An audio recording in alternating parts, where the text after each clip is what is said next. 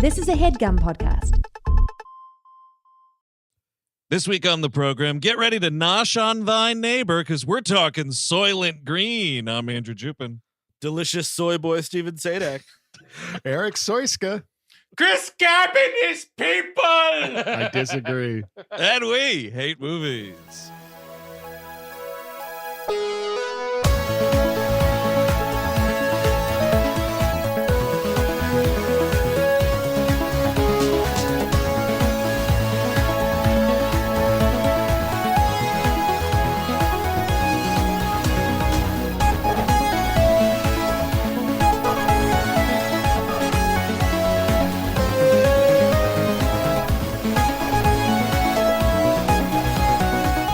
Everyone, welcome to We Hate Movies. Thank you for tuning in. As always, that's right.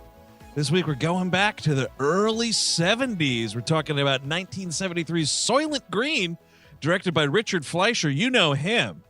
Directing shit like 20,000 Leagues Under the Sea with James Mason and Kirk Douglas. Red Sonja with Arnold and Brigitte. Oh. Mandingo, of course. Everybody's favorite. Amityville 3D, Mr. Majestic, tons of shit. Huge He's career. a little rich boy, though. He's like a little Destry Spielberg, kind of. You know, he's got the Max Fleischer name, trading in. Yeah. Traded in. Hand up here. Who's Max Fleischer? Oh, come on. Max Holy Fleischer shit. is a pioneer of animation who did those amazing Superman cartoons. Or amazing, but uncomfortably racist at parts. Superman cartoons. Oh, amazing in name, you mean? Yes. No, okay. Chris, Well, the animation itself is amazing. I didn't know either. And okay. do you know what his studio created? Do you know who our friend Fleischer here was born into? What? Ku Klux Klan. The Order of the Boop, even worse, because they created Betty Boop, the Fleischer studio. They created Betty Boop? They did. Wait, she's Yeah. not a real lady? We grew her in a Yeah. lab, see? And we killed several Betty Boops. The design made up over years, so we had to kill several women to get it correct, you see. Obviously. People were jacking off to cartoons before we got there. We just made it more fun. Several hundred big-headed ladies had to die by the sword before we could get it correct. Mhm. Then one was just right. Mm-hmm. The strokitude was off the magnitude? Yes. Yes, we're going to be dining out on this for decades, son. People are jerking off to our cartoons. Yeah, our Superman, name. forget Superman, that's the past. The future is jerking off to cartoons. It's going to be all the rage. Oh, yeah, you just wait, Bethany Boopowski. They're going to love you. Someday I'm going to direct Conan the Destroyer, Dad. Yeah, but it'll be all. You'll do it. You'll trade off my name, a jerk off cartoons. Oh, you're going to work for the other terrible animation studio. Okay, don't worry. 20,000 League on the Sea was made up by Walt Disney. Of course. It would be fucking awesome if, like, if fucking Fleischer Sr. like walks in one day and finds like Richard like jerking off to some like Spank magazine, and he's just like, "In this house, we only jerk off to animated girls, cartoons only." I don't see any artist name on this photograph, do you, son? Do you see a little name here for the person who draw this buxom lady? That's what's happened now. I think most of the country, the United States, exclusively jerks off to animation. I Yes, believe. absolutely. Yeah. Yeah, Totally. it's true. You'll never guess what Chris Griffin and Lois God. Griffin I get don't want. up to. Can I not guess? Can I just not even know what happened? They're gonna fuck each other. I know they and are. they're related. You That's can so cool. Steve, It you can is. opt out of that, but then you got to find out what Bart's doing to Marge, I and know, then I know. it's not going to be See, good either way. Lois comes in the room, and Chris has that's the character's name, Chris Griffin. Yes, it is. Yes, it is. Has diarrhea, Mm. and then she eats it. No, stop it. Speaking of eating things you shouldn't, Soylent Green. That's right. There Oh, we my go. Lord. Now, to, this to movie, move this conversation away from fucking There- Eric Siska's Two Girls, There- One Cup. There's no Soylent Brown. It's true. So he's lucky in that. Here's a question, and I mean, like, Sure. spoiler alert: Soylent Green is people. I don't know That's if you know correct, that, ladies. yeah. and I would be gentlemen. curious. I'm actually legitimately curious. Get at us on Twitter at WHM Podcast. Let us know if you knew the twist of this movie by pop culture osmosis or This- not. it's like Charlton Heston, like trading, after Planet of the Apes, looking for another twist movie. Yes. Yeah, totally. Yeah. And it works. It's good. I like this meat and potatoes sci-fi. I kind of enjoyed watching this the other night. It's not bad. I actually Oh, kind of yeah. I think Fleischer's a good director for the most part. I think he knows how to keep things tight. A little bit of the build-up on this one's a little slow. I'll give him Yes. And I but- wish we had more of the city, because it's just backlot bullshit. that. I assume that's money. I assume that you Yes. just couldn't give as much structure to this as you would want to. But like Heston, I mean, the Omega Man is the other one I think of when I think of his sci-fi movies. Yep. Where he was the leader, where I was like, I like him. I think he's fine. But man, I just miss the Vincent Price days where he was the lead. You could get away with Vincent Price being your leading man Yeah. in these types of movies. Last Man on Earth, right? Yeah. Yep. Which is that's the original of the Omega Man. Yes. Yes. Okay. Yep. Yep. By Richard Matheson or whatever wrote it, I think. Which is a or was great- it based on a book that he wrote? Yes, something like Story or we did a book, yeah. commentary on that in Philadelphia 1,000 years ago. Oh, that's right. Fucking WHM baby days, dude. Yeah. That's what that was. Were you at our 2011 shows? everyone? I learned about this was spoiled for me by that very not good but still kind of funny Saturday Night Live sketch. Does anyone else remember that? I was trying to No. remember where I learned it, and maybe it's this. So lay it on me. Let's see if I You remember. you like the juice? No, it that one? It's like in the same era though. It's like the end of the Hartman era, and like it's something. The producer of Soylent Green is in a retrospective TV show talking about how this became a franchise, and like every movie had the twist that it was people, and like it was like Soylent, and it's Hartman who's got a killer Heston, so and he keeps going on there. Soylent Green is people, and he keeps doing that. And the one that gets me that I still think about to this day is I think it's Soylent Green 2, and he's like, Soylent Green is still people. They didn't change the recipe like they said they were going to. It's still people. I feel like I do remember this bit, and it's quite possibly where I learned the twist of this movie from. Because the other thing I was thinking, because you know who else has done Heston impressions here and there, I believe, is Jim Carrey. And I was trying to remember, yes. like, was there some Jim Carrey movie where he made a reference to it? Like, is it in The Cable Guy or something? In Living Color, you might have gotten one Yeah. going on in there. And Okay. I feel like I got it in the worst way possible. I'm pretty sure I got this from a Mad TV sketch. Oh no! Come yikes. Pretty sure. Oh, man. I Chris can't be Cabin stars 100%. at bottom of the barrel. Yeah, I was really looking up. I was like, Sasso was probably doing something that I thought was just so charming. And then that just got in my head right there. Man, I haven't watched Mad TV in forever. I feel like it's probably better than I remember, Well- or way worse, one or the other. No, I mean, this is the second time I saw it. This movie does hold up. It's very prescient, obviously, super, which we'll get into, like all the prescience of it, which Takes is place in this year, 2022. That's what our year is, right? Yes. that is That That is, is that is why currently. we're doing it. Unfortunately, No Escape 1994 is not on streaming.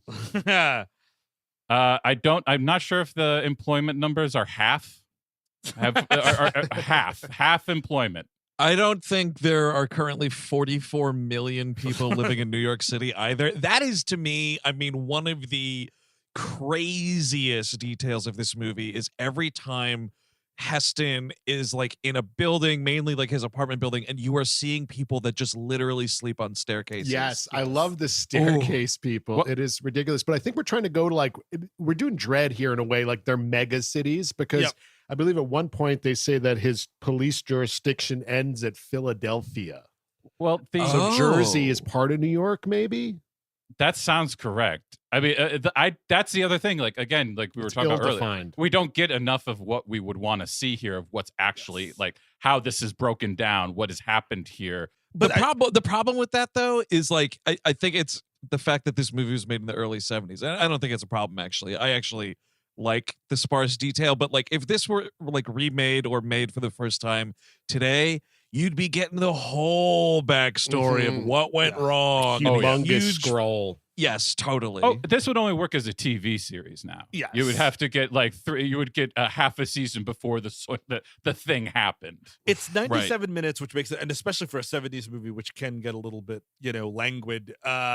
It does really move for that. But the There's a couple of details I'm missing at the end of the movie that I kind of want, which we'll hit on as we get through. The crammed in the like houses thing where like every house is just people all over the floor, all over the stairs. That is some specifically from the book, which I read in college, which is all about. It's called Make Room, Make Room. And it's all about like overpopulation essentially. Yeah, right. I read that the author had an issue with this film, but ended up saying he liked 50% of it or something. I don't know the guy at all. This was one of those books that I was handed in college. I was like, oh, that's pretty good. Mm-hmm. And then I watched this movie because of that. But like those are details I really love about this movie. Yeah. Like that image of him just having to like step over all these kids. And it's like every staircase, including like an outdoor one towards the end of the film. And I think that's a very interesting notion. Like it's kind of like a little bit a step, isn't it? Here's a question: what's the etiquette for if you're sleeping and someone's stepping on you, like? But they live in the building. Do you just not really cause a fuss unless they step on your balls? Like because you're gonna clip a little bit of an arm, arm fat for sure. I would give everyone a problem who stepped on me, but I would be going down those stairs with reckless abandon. Well, he does get shit from one guy at one point, like towards the end of the movie. He's running or trying to run down one of the stairs, and some guy's like, "Hey, why did you step on me, man?" But that's like the one guy he's stepping on people left and right. I bet you just get used to it, dude. He's not even doing like, excuse me, sorry, pardon me, ma'am. It's a risk of being a stair person, and you know that when you sign up, you're just going to get like a giant callus over your belly from all those footsteps. Oh yeah, you live in the world, you know what's up, and Detective Jerk isn't going to mind anything. Oh my He's going to get you. And the thing is, the one thing I don't buy, it just is not believable to me. If I was in this situation, I would be going straight to the fucking suicide machine. Oh my God! Of course. Before I put a pillow down on the fourth step. I would have a dollar bill taped to the fucking wall of that place, like to Salad Johnny, keep on killing. I would be the fucking first customer at the suicide It almost place. feels like we take till the end of the movie to get to the suicide facility, and that almost feels like the twist. Wait, there was an exit the whole time? Yes, you're Yeah, fools. totally. You fools. It's kind of why, because there's one point in the movie where they're like, oh, like the marketplace is flush with Soylent Green on Tuesdays, and like there's a moment where like there's one scene where they run out of Soylent Green. Soylent Green is like the favorite of all the Soylent products. It's like the one that flies off the shelves the fastest. And there's a crazy freak out. Like there's old ladies like, they fucking only gave me this amount. And then like a huge like riot happens when some dude's like, we're all out of Soylent Green. And the whole time, all I could think about was like, it's insane to me that this movie, like the world of this movie, does not have like an excess of Soylent Green, because everybody should be running to this facility to be murdered. Yes, every last run of it. Also, the population's so big that you'd think there'd be good, nice turnover and deaths. But this does seem like, is this what Eric Adams wants? Like to get all the homeless off the street and just get them into like vestibules and fucking staircases. Get them into fucking meat grinders at the factory and make them into That's what he wants. Soylent Green. But okay, maybe he does. But that's something I have a problem with this movie. Is it's not a meat grinder. It's a liquid bath of something. And you would prefer a meat grinder? I want an outright meat grinder. I want a Simpson-esque meat grinder. I want them to throw them down into the blender. Well, that's the thing too. You don't understand, and I mean, like, it's fine because again, like, like most of this movie is just like sort of detective work, and obviously, when you know the twist, sorry, folks, but everybody knows the twist. When you know the twist, it's kind of like it's not plotting, but it's like it's a lot of that stuff. Like, there's only a little bit of time with the knowing that it's actually people. We really keep that to the end.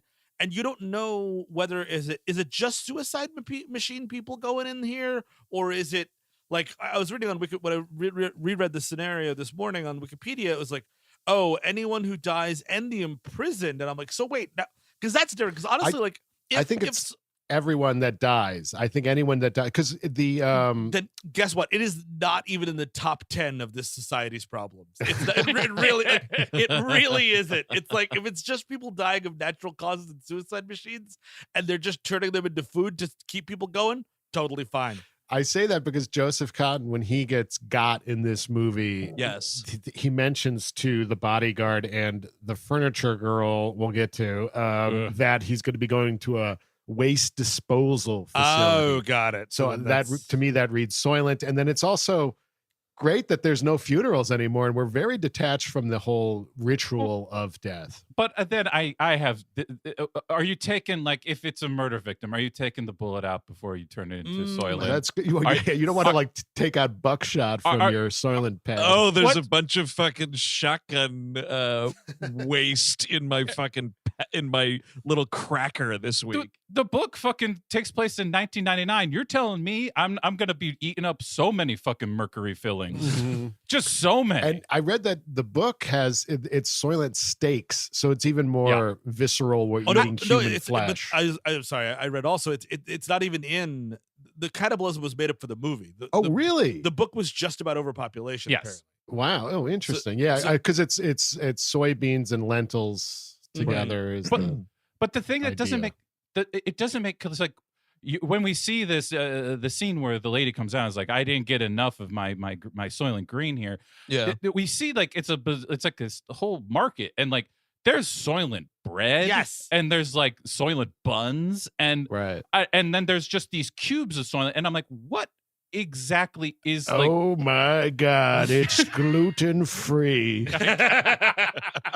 It's just seed crackers, I guess. I don't know. GMO. I will take a Soylent Baconator, please. Well, it's also a weird thing where there's different color things. Yeah, like there's Soylent definitely Red, you see like yellow, green, and green is supposed to be the miracle food that's made out of ocean plankton. Yeah, but it's just kind of funny to me because I'm like, if you eat a Soylent red chip, is that just like the same thing as a Soylent green chip, but like barbecue flavored? I think And then green yellow is like horseradish cheddar. Yeah, dude, That would be ranch nice. flavor. Dude, give me the yellow, boys. I'll Yeah, take get some that. variety. Take a big bag of those. My reading on it is it's just green. That's why everyone protests when it's out. Like that's the good shit. That's the Yes. shit that has protein in it, I guess. Yeah, it's just like shredded plastic is like Soylent red. It's just that's it with salt. That's Just it. direct microplastics. Take out the middleman. We're eating them already. Please. Wait a second. You're eating Soylent red, dude? Those are just fucking coasters. You can only get that stuff at Dollar Tree. Damn. It's made out of poker chips and shit. Do you think in this society they would make Four Loko with the caffeine in it legal again? Because then, Oh, definitely. Then all right, now the seesaw's tipping the other way a little bit. Maybe I want to go. Really? Wow. You would, if Four Loko went back to original formula, you're suddenly not suicidal. Not quite as much. Well, I'd be out of my mind drunk, and I'd probably kill myself anyway in another way. Once we're feasting on soggy human people all day. Soggy. God damn it. Once that's happening, you know what? I say legalize it all. Absolutely. Get like fentanyl lollipops you can buy at a bodega. That shit is what you should just go all out at that point. You know what's funny is like if they did create like fentanyl lollipops, bodegas would find something like sub-fentanyl lollipop that was somehow even more dangerous. Oh to yeah, sell. you would get synthanol or Yep. something like that, and then you would die immediately. I love how this movie, to give you it to sort of like catch you up to speed on like the events of the entire 20th century. This movie starts out like the intro to Cheers. It really does. Right. I They're fucking showing love it so much. all the shots of like human progression, I guess industrialization into the Yes. point we are at now. It reminded me a little bit of the Road Warrior intro. Obviously, Oh, that's yeah. built upon Uh-huh. this and much better, but Yeah, I can totally see that. But yeah, it's just like progress of the 20th century and how we fucked ourselves for now. Sometimes you wanna go where everyone's trying to eat your face, Dome, boom, boom. and they'll eat up your guts too. Hey, how's it going, Mr. Peterson? Good, Woody. Give me another bowl of Coach. Oh, man. Oh, that's what happened to poor Coach. They made him into chili. Wow, this Coach chili's pretty good. I'm going to take some home to Vera. I'll have a pint of the single guy. a nice, a heady pint.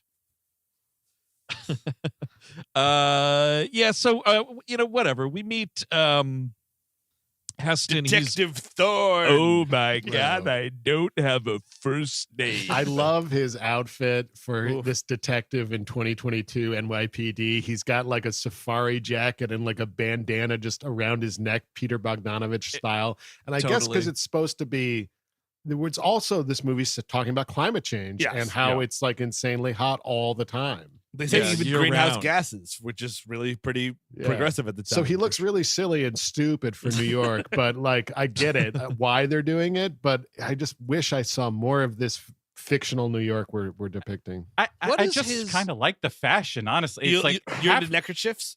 I am. I like actually them, yeah. specifically They're with a neck like Heston's. I can Mm. you can really play with it there. I mean, he's halfway between. Play with my neck. I wish I had Get a me good neck. shift.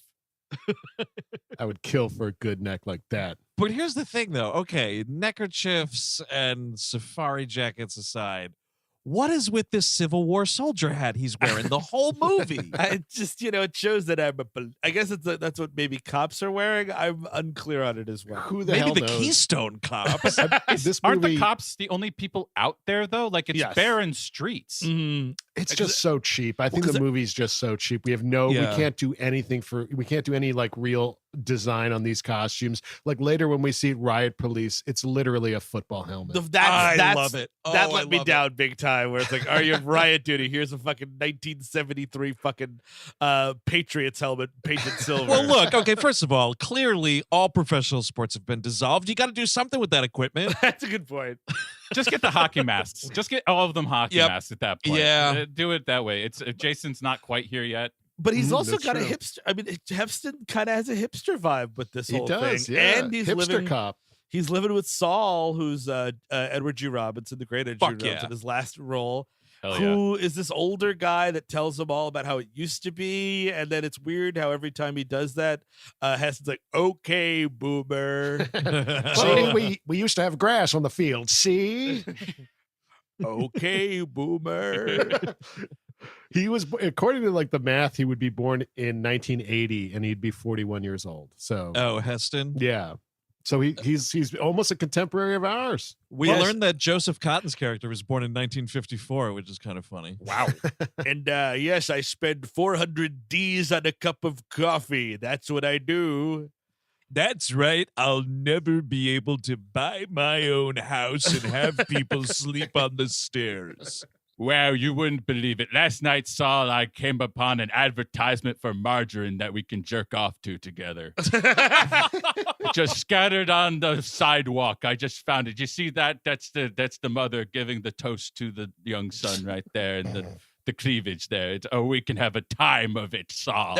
That's a pretty mother there. See, I'm going to start whacking it. See, He's not talking like that. No, He kinda- No, I know. but Edward it's G. fun. Robinson's got a what do you call it there? An Alan Bilbo Ginsberg. Baggins thing. I was going to say Alan Ginsberg a little bit. Oh, I could see that. You Oh, need yeah. you need a way bigger beard though. Yeah, the beard's pretty good though. The beard's pretty nice. By the way, I Steve, don't think I'd ever seen him with facial hair. Steve, I think you mentioned the D's. I love that. It's like Yes. it's the future, so we instead of dollars to save, even though everything in the movie is pretty slow, we're going to say D's to move it along.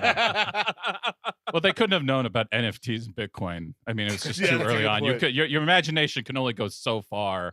And I think the look he's going for here, it's somewhere between Mad Max and John Wayne and Hatari. Ooh, Yeah, yes, it's got a Ooh, Wayne feel. Yeah. The costuming in Hatari, my mind definitely just jumped to it. I can see that, and actually, the hat would make more sense in Hatari. I think. Yeah, Are I think they- so. Are they roommates because they're friends, or is this a work scenario? Like you have to have this dude live in your house if you're a detective. Like he's Oh, he he- was like a police. He calls himself a police book at one point. Yes. Edward G. Robinson. So And I guess he works some way with the They- department, or and- used to. and the Everything. captain's like, we are going to replace him at some point, and and Heston's like, you can't Yeah. do that. He's not ready for that. So it's kind of like I don't know. You Well, get a that's a research weird- assistant. You get a research assistant when you're a cop in A this live-in. world, I guess. Yeah. Gotcha. Well, I guess it's a thing where it's like they kind of double team a case. Like Heston's out Yeah. like working the streets, and like Edward G. Robinson's doing like research or something. But it is a weird thing where like in this society, The you state have issues you an old man. well, it's a weird like that you are issued people in various ways. That's like very I feel like true. he's like assigned to just like work with Heston, and that's their living situations are terrible. So like you make these two people live together. Then the really uncomfortable shit about like women in this apartment building who are just like assigned to a unit, and like the dude moves in and can decide like whether or not he wants you as this like weird, uncomfortable concubine kind of thing. It's bizarre. Or you get like tossed to the next person. And Yeah, we're calling them furniture. literally s- furniture. Saying it to her face, and she's cool with it. Her name's Cheryl. She's kind of like a couch. That's a couch. That's an ottoman. That one over there is a chair. I'm pretty Yeah, sure. That's a 24-year-old girl. Now next to the couch. Got the Never place- seen furniture sit on furniture before. Get off yourself. I'm gonna change her cushions. But yeah, you're right. I think that Robinson is that function for him, and his kind of dilapidated, although really cool apartment. I kind of like this apartment with the You saggy do? bookshelf. Yeah, This You know what it looks basement like? Shit? yeah. Here's what it is. It looks exactly like Chris Cabin used to live in one. I had some friends that also lived in one down the street from where Chris Cabin lived in one. It looks like an illegally converted Williamsburg loft. Oh, 100%. You know what I mean? It's like, Oh, yeah. we built a staircase up to a fake bedroom. It's just a bunch of plywood on there. Like and like there's a bunch of books, but there's no like bookshelf. We're just stacking books. Like very illegally converted Brooklyn loft. Let's listen to the music of my youth, The Strokes.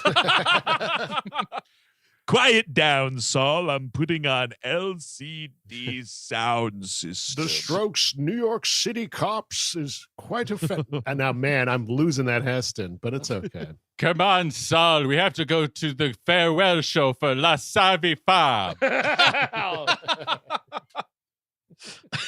I had the biggest crush on the pipettes, I remember. Oh my God, I once jerked off to a picture of Karen O. El Tigre. Hey, my Metro card. Oh my God, my old moldy peaches t-shirt. I saw Juno in the theater.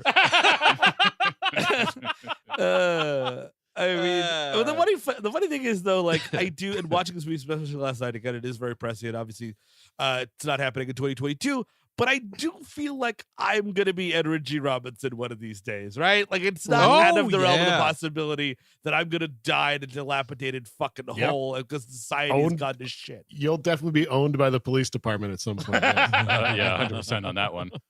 Yeah, you'll be hired to be some detective's research boy.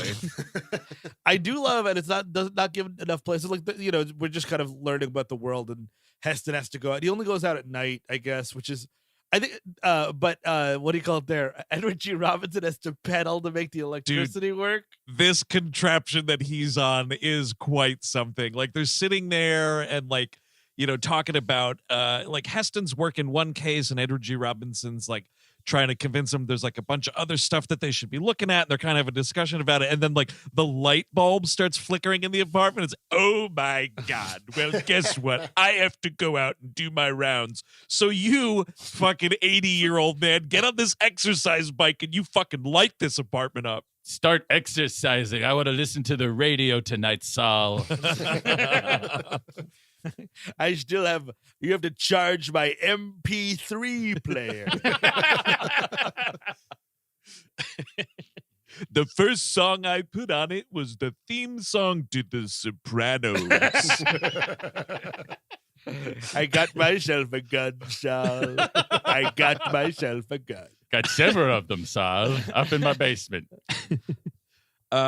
He does fucking order Edward G. Robinson at one point. It's kind of great. He's like, have some Soylent Green and calm down. It's just like, okay, so is it like I don't know, like CBD treats or something. I do think, I mean, because he's not eating, and I do think what's actually really nice about this movie is their relationship's very sweet, and it's not actually, and it's like very fatherly, you know. But there's no, I don't know, like in other worlds, you would be like nervous about this kind of like, what's this arrangement? Like, no, they're just really good friends, and it's very nice, and also like Edward G. Robinson died like 10 days after he filmed that scene, so like, this is a really like kind of a weird movie in that regard. When you learn that about this movie, you know, and so for folks who didn't know, like Edward G. Robinson knew that he was dying of cancer when he signed on to this movie and he didn't tell anybody.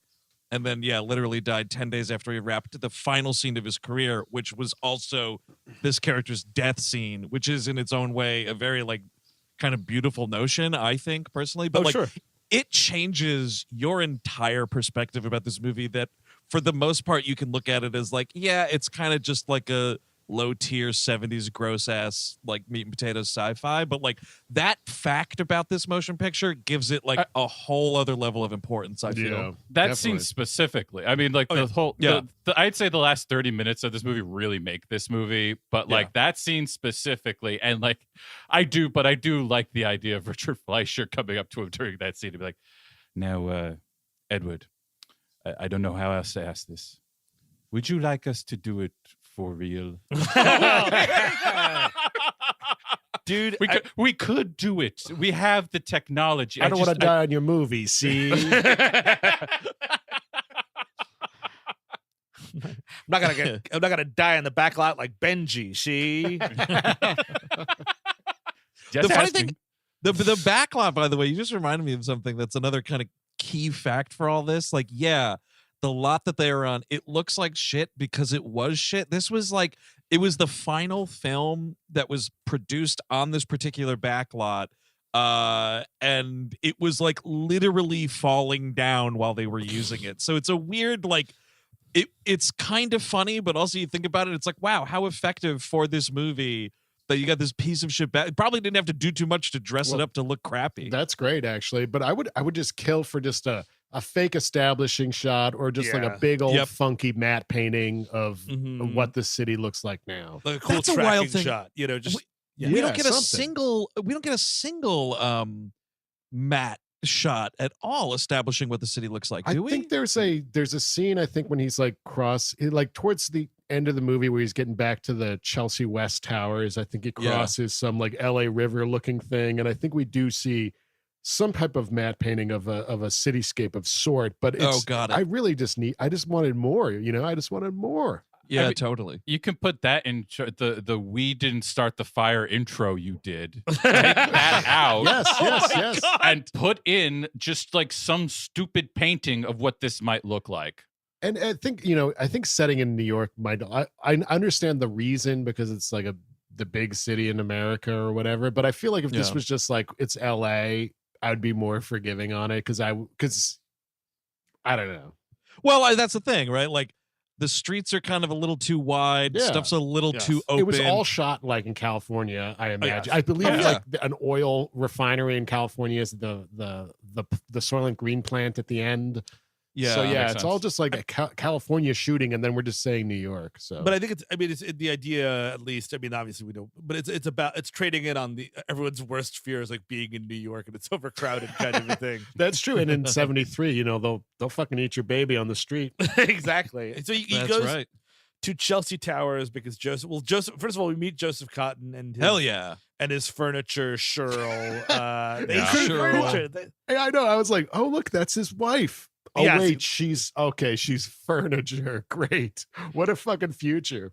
Please meet my hammock, Cheryl. He buys her a video game, which is cool. Apparently, this Computer Space. This is the first video game shown in a movie, or maybe the first video game shown in a movie. This, I was reading that this game, Computer Space, was a early product of the same company that would go on to make Pong. Oh, that makes sense. Which is kind of neat. And I don't think the console part of this was real, but I love this sleek ass white console thing. Looks like something out of Wall-E, honestly. No, yeah, we don't know what was wrong with computer space. It just didn't take off. But boy, when Pong took off, it was just the stars aligned. You know, you couldn't walk down the street anymore. Me and Sylvester would just get pointed out. We get laid all the time. It was incredible. You say that the Pong guys, they gotta get laid.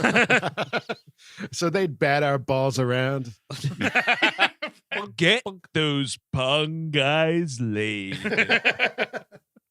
I love that it's Cheryl, by the way. We can't just put the Leigh on the end of there. Yeah, I it's guess more it's future. Cool. Yeah, that's true. And this is the actress Leigh Taylor Young, did not do a ton. We also Joseph have a Cotton, though, character- of course, legendary actor. Yes. Chuck Connors plays the bodyguard Tab Fielding. So we're having fun with dumb names a little bit, just a little bit. The face on totally. Chuck Connors, man, holy macaroni! It is just you don't see him like that anymore. Just a I big miss that. rock-faced Easter Island looking motherfucker. Love it. No, we don't. And you know what I think? You know what American I think the reason for Frankenstein. that? I think that has a lot to do with the fact that we encourage, mothers carrying children to not smoke anymore. I think you get a lot of these like chiseled hard apple looking dudes. You could like fucking cut a steak on this guy's face. Like you just don't get it anymore. And I think it's because we're stopping smoking. You're right. You know what? I know no plans as of now, but if my wife gets pregnant, we're forcing cigarettes. Absolutely. Oh, totally. From Booze, the whole thing. You get a Chuck Connors. I need a Biff hard apple little guy to I don't know, clear the brush. What's the point of having a child at this point if they're not going to grow up to have a face that you couldn't take directly off of Mount Rushmore? The thing about Joseph Cotton being in this movie is that I love Joseph Cotton whenever he shows up in anything, and I truly don't give a flying fuck about Charlton Heston. So the fact that like Cotton literally has like one scene in this movie and then is bludgeoned to death, I was like, oh, that's a true bummer, man. But he's playing Mr. Simonson, as you hear Charlton Heston say a ton in this movie. And like he's like sad, so his girlfriend. I mean, and they are more boyfriend and girlfriend. You know what I mean? Like even though that's the arrangement, right? She's gonna go down and get him some nice dinner from the food pantry, which this building has. And she has to take the bodyguard with her. Is the idea. Yes, and in the meantime, while that's going on, she's doing the shopping. This dude who I don't know that we get the name in the movie, but IMDb was crediting him as Gilbert. Sure. This guy breaks into the apartment. And like he just murders this guy. There's a little bit of like, the company can't risk catastrophe, they say. And Joseph Cotton's like, it's not right, but it's necessary to have me killed. I don't understand what's going on here. Like, is Joseph Cotton, was he going to blow the lid off the whole thing? Yes, I think so. I think those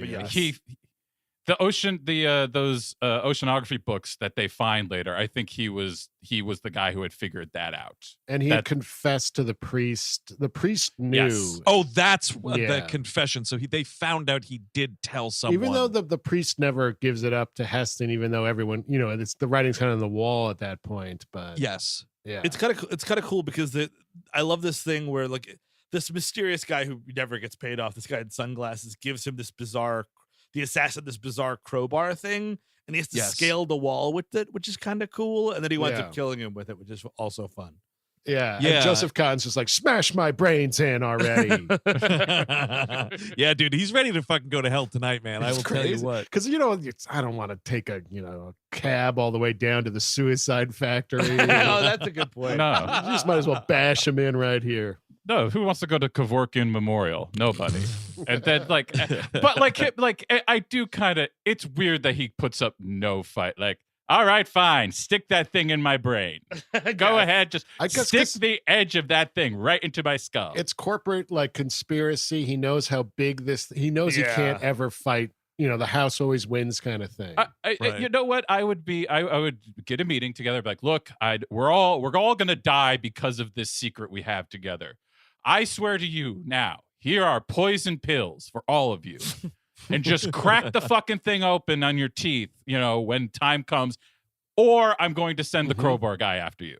It's either this or crowbar. I mean, my God, you're totally right. Like, let me just crack a filling and have the lights go out. Not be bludgeoned by this what- guy, man. But I mean, again, you've got the suicide booth up the street is so nice, honestly. And that's the one thing about this movie that doesn't make any sense. America would never create something so lovely for everybody. It Nope, is beautiful. absolutely not. No. Yeah. Absolutely not. You'd fucking go into one of these things and it would be a goddamn infomercial or some shit.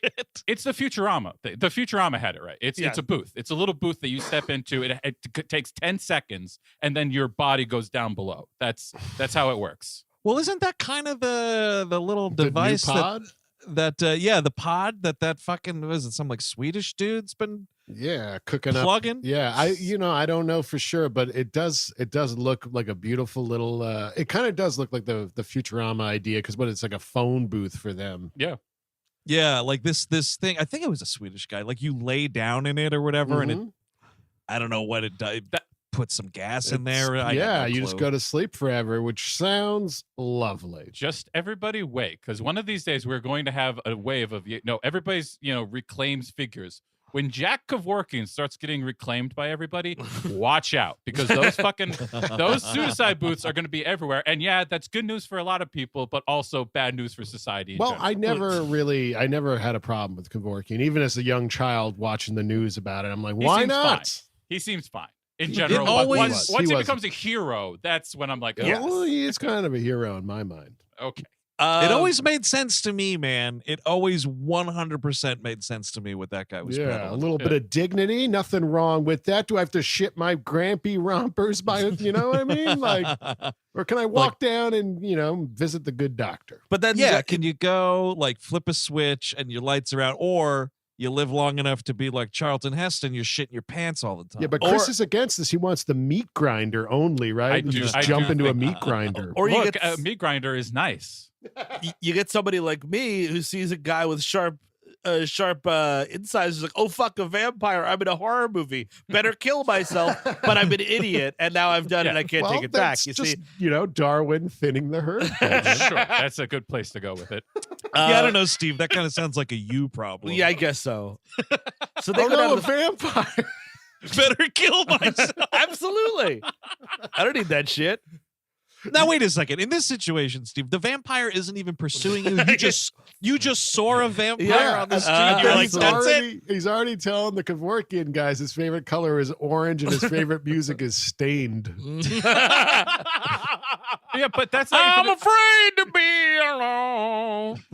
What a horrible way to go, man. Can Yeah, you don't imagine tell me that. you're about to be you're checking out, dude, and the Hotel Earth, and you just hear Aaron Lewis in your ear. Aaron Lewis and acoustic Nickelback, just fucking It's- all night long. That's true. Aaron Lewis, he's telling you how the vaccine doesn't work. Well, that's the thing is you'd be laying back, you see, and you just choke Right. on your own vomit. Which Oh, would be totally. Perfect easy way to fail-safe. go. But so she goes down to the pantry. She gets a steak of some kind or a big slab of beef and like 3 sprigs of lettuce. Slim Yep. pickings downstairs. But no, Yeah, this is even great for the pickings. rich. I mean, this beef piece. Mm. Oh my lord! We don't have this for just anyone. That's true. Only the best furniture and Well, that's what's- Joseph Cottons in this building get that. Well, that's what's kind of interesting about the movie, and I think the movie does a good job with it, but it doesn't do a great job with it. It's like almost there, which is like the whole point is like these pigs shouldn't live like this, so that everybody could live with some fucking dignity. You know what I Right. mean? But Yes. they never get there exactly. I think. they don't. Well, because the decadence is not as like ramped up as it should be. Like I feel like you're living in these Chelsea West Towers with Joseph Cotton. You're at that level. There isn't a food pantry. You've got a stocked fridge, Yeah, like- right? The fact that she gets a couple Yes. of leaves of lettuce and then this like tiny cut of meat or whatever, and like a bottle of booze, I think, Mm. or the booze is maybe already in the apartment, but like it should just be a feast. Like it Yeah. should be a You're real like kind of fat cat. You know what I was thinking? It should have been more like is Romero's Land of the Dead, where Dennis Hopper's like way up in the tower, and it's like total decadence, and like they live above the wretches of the city, sort of a situation. Right. Yeah. I thought you were going to say Hook. That's a feast. I think it's like they should do that instead. It would really drive that point home. But instead, I feel like they're going for like, the rich of this society are living like Like you folks in the audience, you Yes. yuppies Yes. in 1973. Well, I mean, the problem is also like, yeah, we can't get out. We're focused completely on the murder mystery of what happened with Joseph Cotton, even though we, the audience, already know it. Yes. Yeah. So it that might be becomes mo- the central focus of it. So you can't build out of like what this world is actually, what's going on in this world. That's true. It would be maybe more effective if we didn't see that scene, although it's a good scene because someone gets their head bashed. Yeah. I love a good head bashing. That's the thing. It's like I love the head bashing aspect, but yeah, maybe it would work better as Well- a detective story if I wasn't spelled out whatever Well- happened already. Here's the thing, though. What's an interesting contemporary example where it is a detective story, but you do get a feel for the world is the Batman, Oh, yeah. right? Yeah, like yeah. that, like the murder of the mayor at the start of the movie is pretty rad, but you know that the Riddler did it, and it is a detective thing, but also like you totally feel the Matt Reeves Gotham like vision, absolutely. But I think that what the difference is that the Riddler is active where this thing is not. You know what I That's mean? tr- Like, yes, this that's is just true. That's one very true. murder and flat. You know what I Yep. mean? If we're Yeah. going through the whole board, maybe, you know what Yeah, I mean? I mean, Like really- seeing Yeah. different apartments, it would be like, oh, interesting. You know, whatever. Heston should have just kept his nose down. Like, come on, dude, just move along. I love this The- scene where he shows Yeah. up and because he's, it's a murder. He gets called. He meets the Doctor Who creepy doorman, Charles. This dude. Oh, I don't know This what little this freak. dude's fucking This guy deal sucks, is. dude. This is the guy later on when he breaks up a furniture party later on, Oh, and Jesus. so he's kind of like he's like the super of the building / like the pimp, I guess. Yes, that sounds Yep. right. Very weird. I do love like Heston like is looking at the crime scene or whatever, and he says to Cheryl, I think he says to Cheryl, he's like, occupation, and she just goes, rich. Yes. And I was like, yeah, definitely. Not bad. But then he's like, all right, Mr. Bad. He calls this guy, all right, Mr. Bodyguard, why don't you go outside and write me a statement while I rob this dude fucking blind? Oh, Yes. yeah. I like the detail that he asks him if he knows how to like read and write before he asks for Yes. that statement. So it's interesting to see that they predicted the education system quite correctly for 2022. Yeah, no, exactly. Like, oh, you're just going to be bred to be like some, Dick Hardapple fucking assassin guy. Well, you don't know, you might not need to know how to read and write That's or right. whatever. That would be the funny. That would be a perfect way to do the Heston fucking Robinson relationship. Is Robinson is the only one who knows how to read and write, Oh, Yes. that would be great. and Right? then and Heston's like the muscle. Oh my God, I can't read. My teachers thought English language was grooming. Point me at what you want me to beat up. They That's can't my pass job. notes I hate about my gender if I can't read. It's easier this way. I won't be so confused or groomed now that I'm totally illiterate. Wasn't it great when Ron DeSantis was turned into Soylent Green? I hope I ate a little bit of him, just a little bit.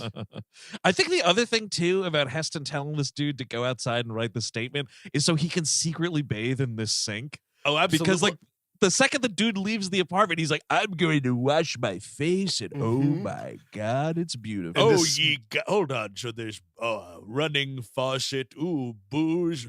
Oh, ye gods, functional porn hub. Holy shit. I am locking the door. Oh my God, I haven't seen a porn hub in years. Is that it? It can't be toilet paper. Oh, thank ye God. He loves Looks like my hand can get the night off. He loves the soap too, and I just love the shots Oh, of him yep. just like sniffing that bar of soap. Oh, dude, he's huffing it. And I was like, does it smell like that woman's armpit or something? Like, what are you doing? A cake of soap. Yeah, he gets the booze. He This- starts filling up a pillowcase, which I fucking love. I love dude. that. This soap smells like Joseph Cotton's balls. Oh, it's cotton balls. Oh yeah. I'll smell Uh. like fancy balls tonight. I wish she was alive so I could stick those cotton balls in my ear. All right, I'll have to tell the forensics team, no, that's my semen. Don't worry. And that happened well after he was dead. It had nothing to do with him being dead. Again, it was just the porn. That's my semen, my blood, my semen. His blood is over there. Those are my teeth marks on that sandwich. It was all involuntary, you understand. Once I saw the Pornhub, I went into a feral state. I exploded in blood and cum. But he directs because like coroner type people come in. Yes. And this is where we learn the fate of Joseph Cotton here. He's like, Simonson, murder, dispose. And then Cheryl asks like what's gonna happen to him.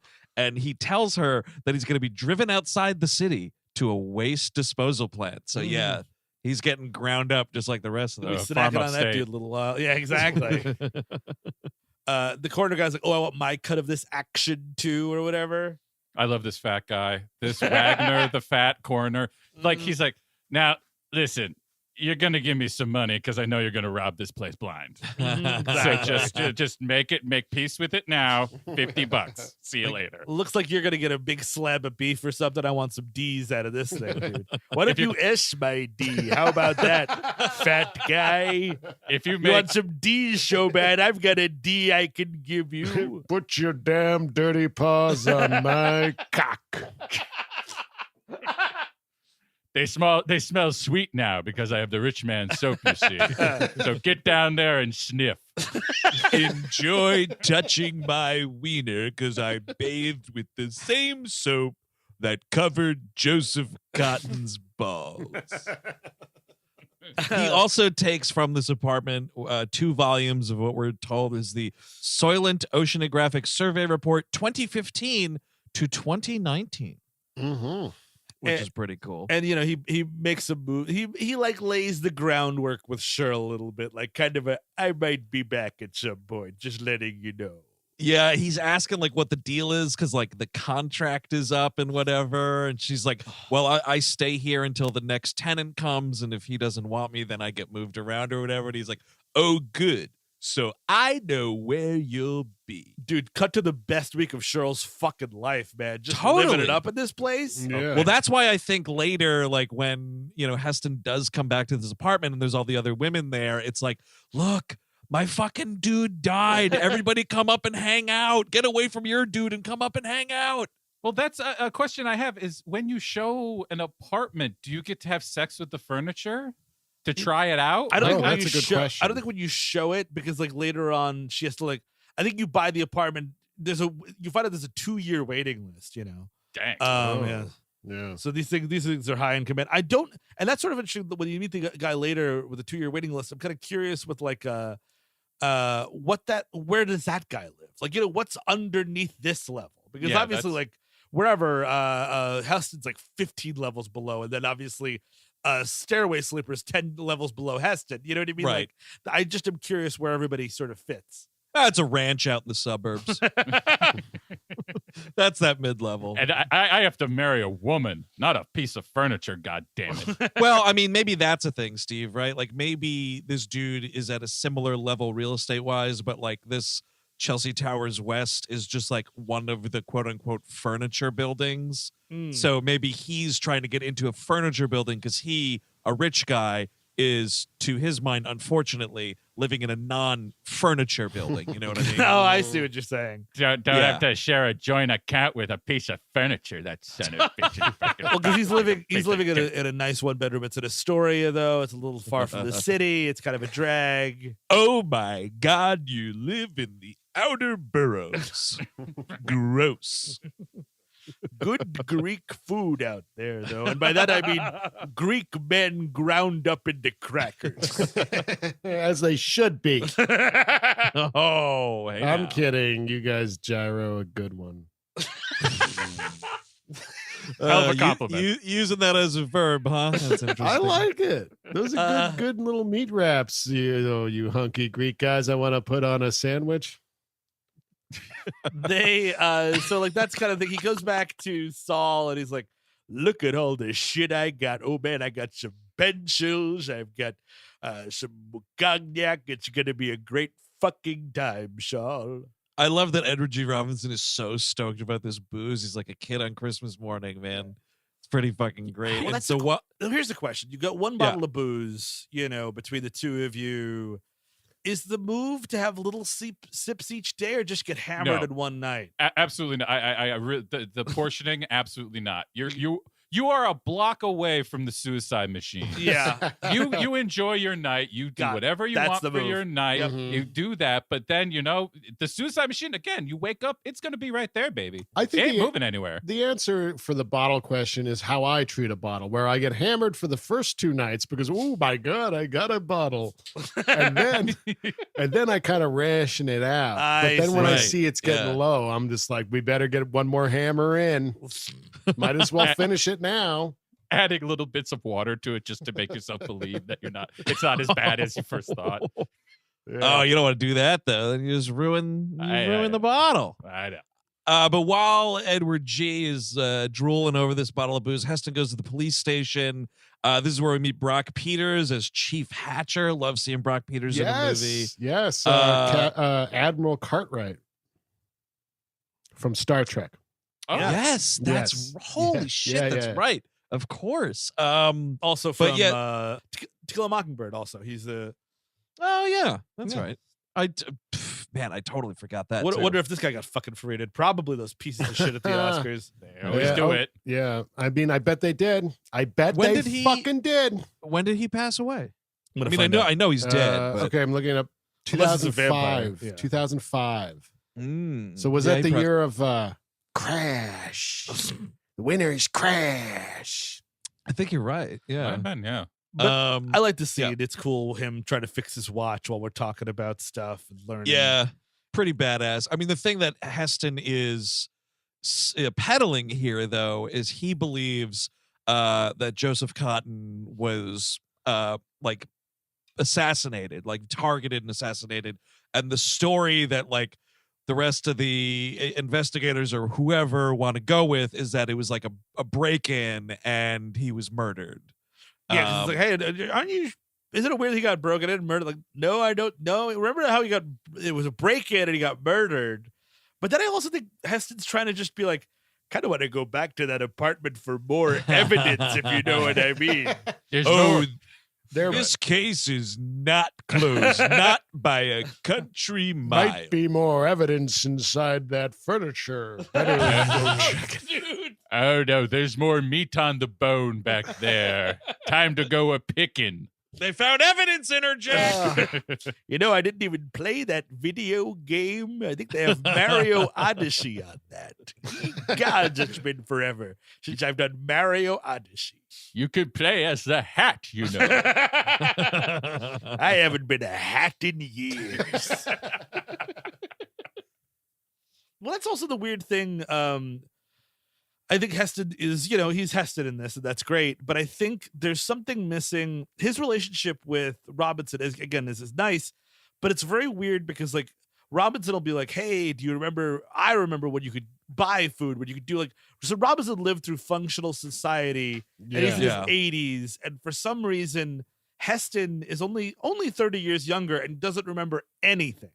Like he needs to be much younger, I think. If Yeah. this is like a Yeah. James Well- Caan type, a 30-year-old James Caan, then I'm like, that's a big enough gulf where like he Yep. didn't see society crumble. He lived only in crumbled society. If That makes sense. if he was born in 1980, I guess we're trying to say by the 90s society was falling apart because the book was also set in 99, even though Yeah. this is quite 22. further. I don't know. I'm trying to rationalize No, it. yeah, I mean, it's fine. It's just I just think that they're. I mean, Heston's just not young in this movie, and I think if he was younger, it would be helpful. By the Well- time Counting Crows was on the top 10, society had ended. It's I feel like I agree with you, Steve, and I think it's such an easy fix where it's like you just split the difference. He only kind of remembers some Yes. things. You could make the argument that he was like, 10 Yeah, or something when society really started shitting the bed, and then it's like I kind of remember some things. You know what I mean? yeah. Was there a McDonald's? I remember that being a lot of fun. A Popeye's chicken, perhaps? I don't remember. I mean, it would be a lot easier. I think the problem is really just Heston. Like, the Planet of the Apes really benefits from the fact that he's the only human. Like, you can't really compare him to other humans and being like, it just seems normal because he's the only one not dressed up like an ape.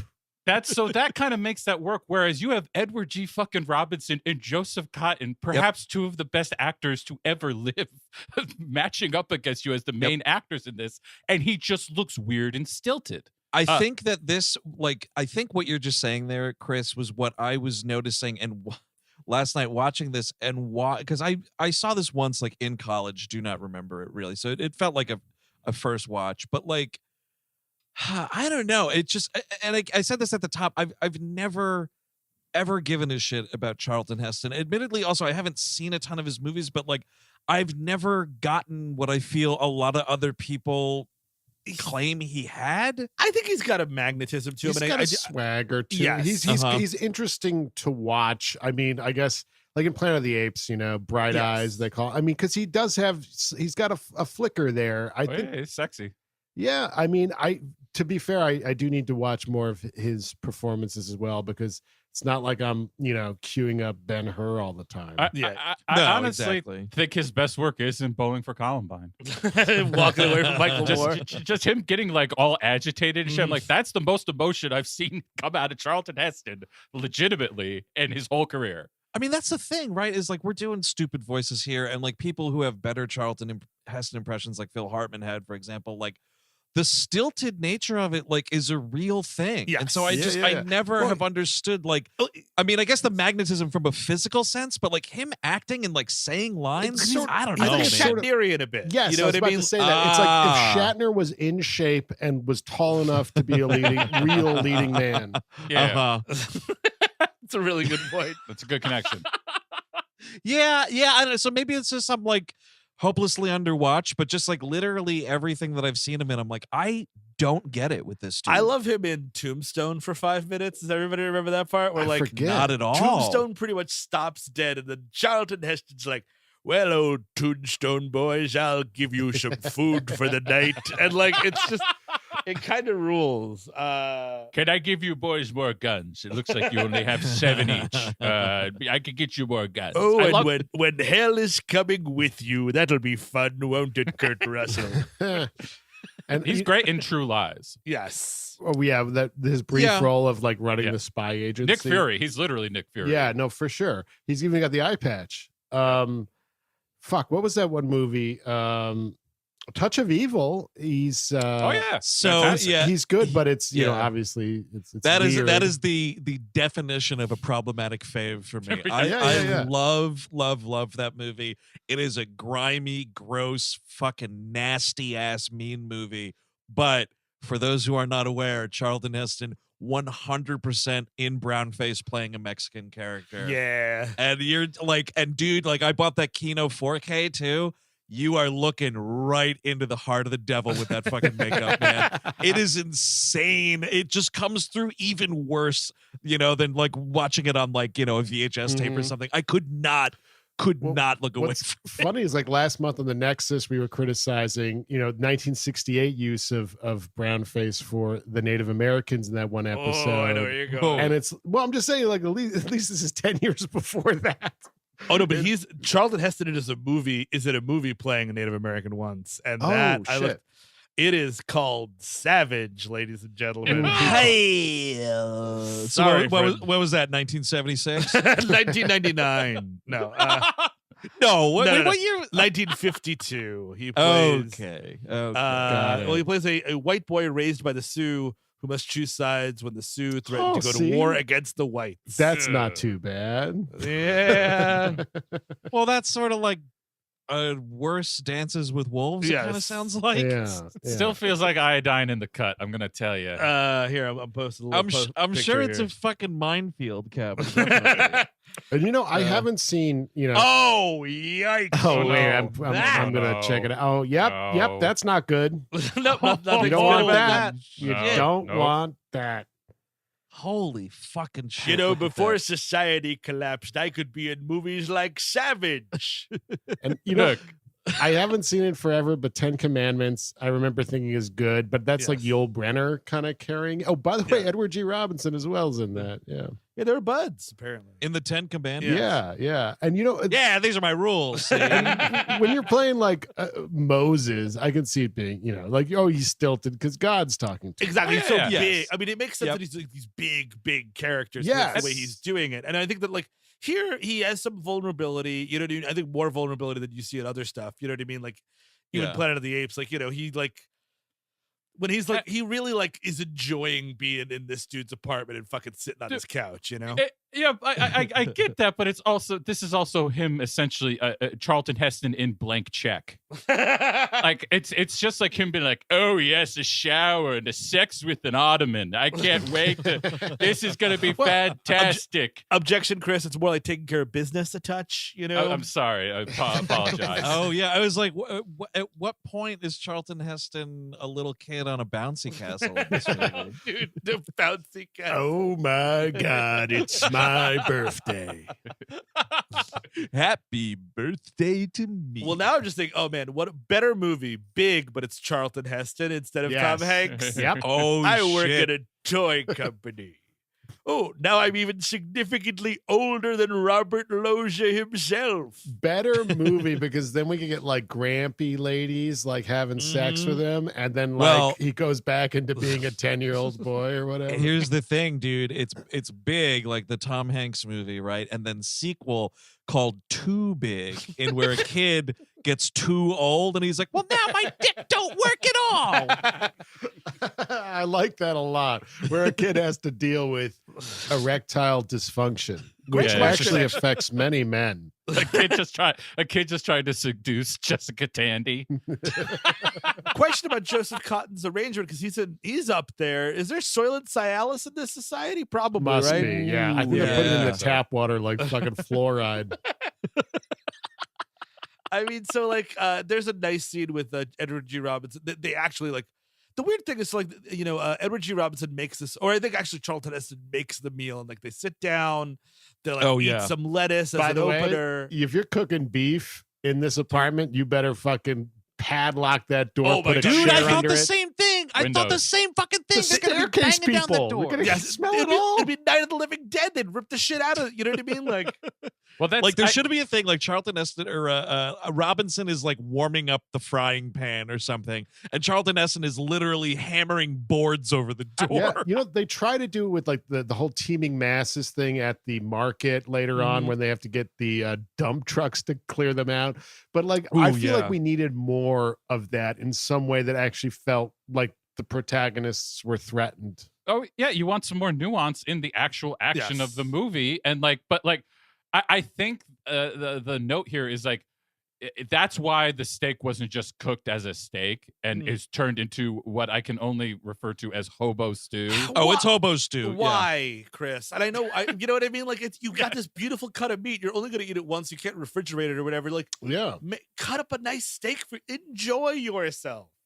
No, you have to bathe it in garbage juice and then cut up the celery and carrots into the garbage juice. That masks the beef smell, and then you eat it as a whole. Yeah, because I mean, I've lived in bad neighborhoods, dude. You get a new TV, you do not fucking put that in during the daytime. That's for sure. Yeah, not a smart move. You do that with you come walking around with this beef smell? I don't think so. Oh yeah.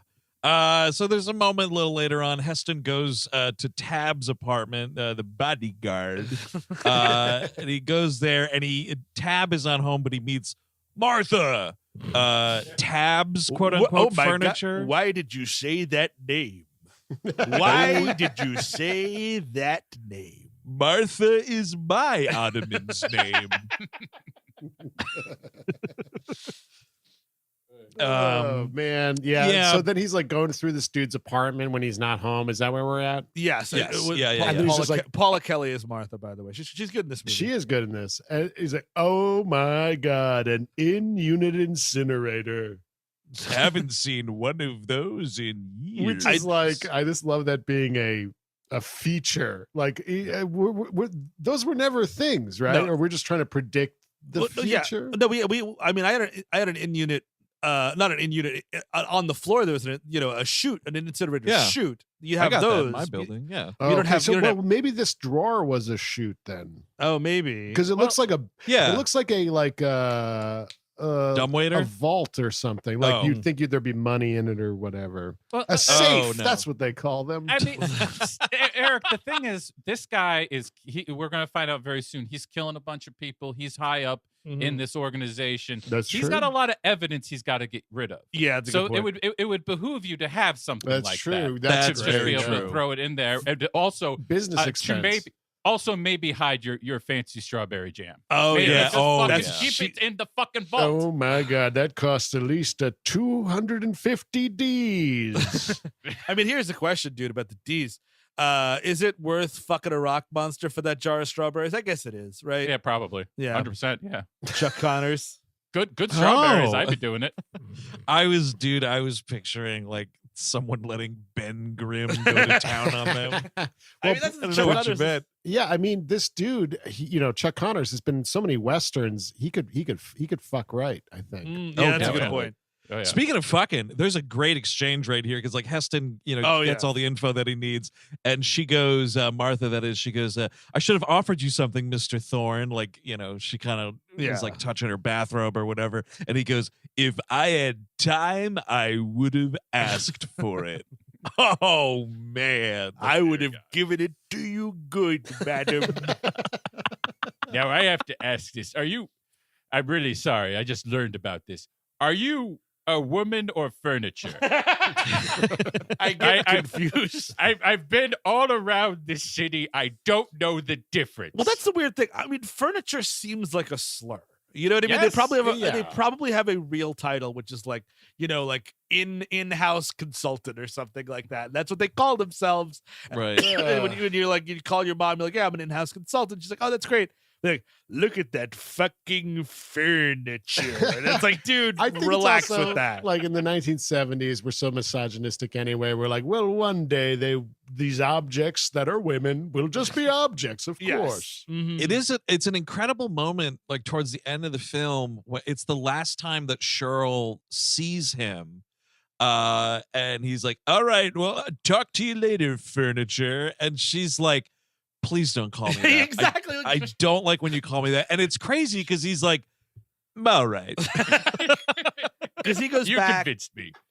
He goes back, and this is when he starts up with her. Like, this is the party scene. She got all of her other female friends there.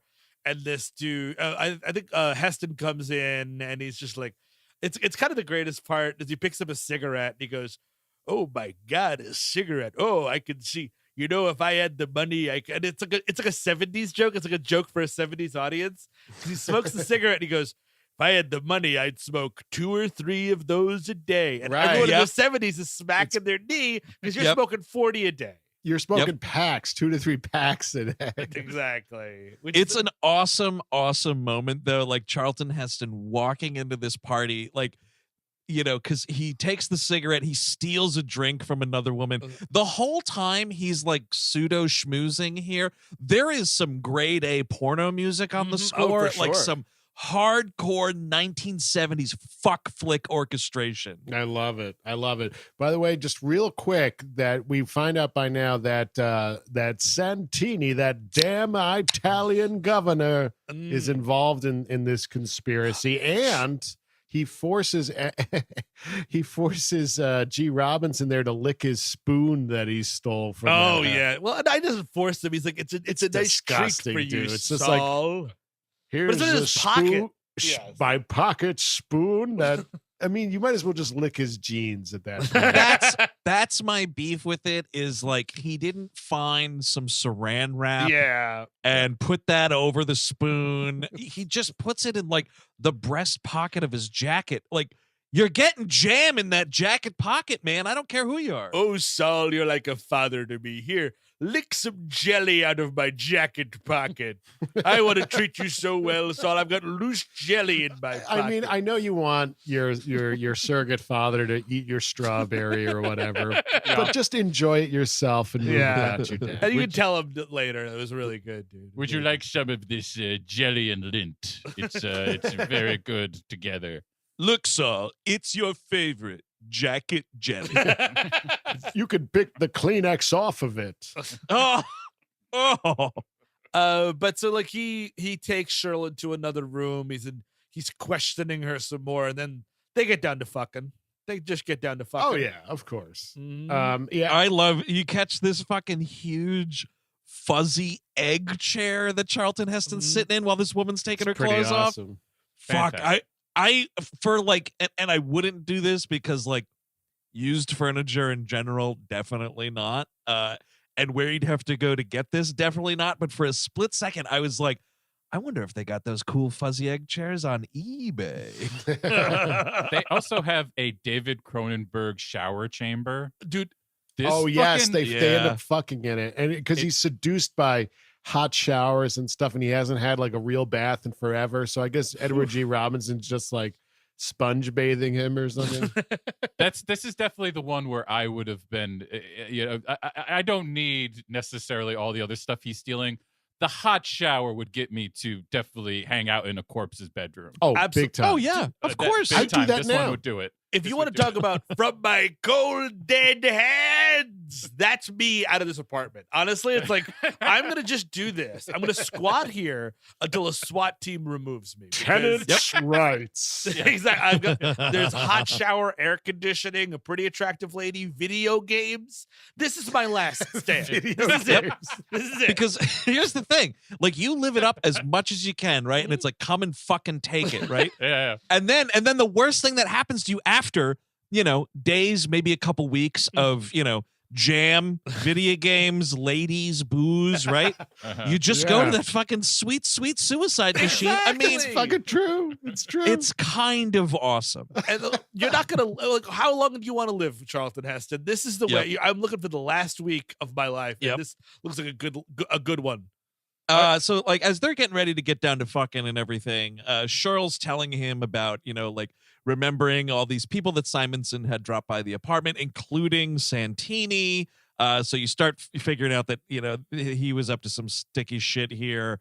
And she says stuff like, oh, Simonson was going to church a bunch right before he died. She goes, this is one of the funniest.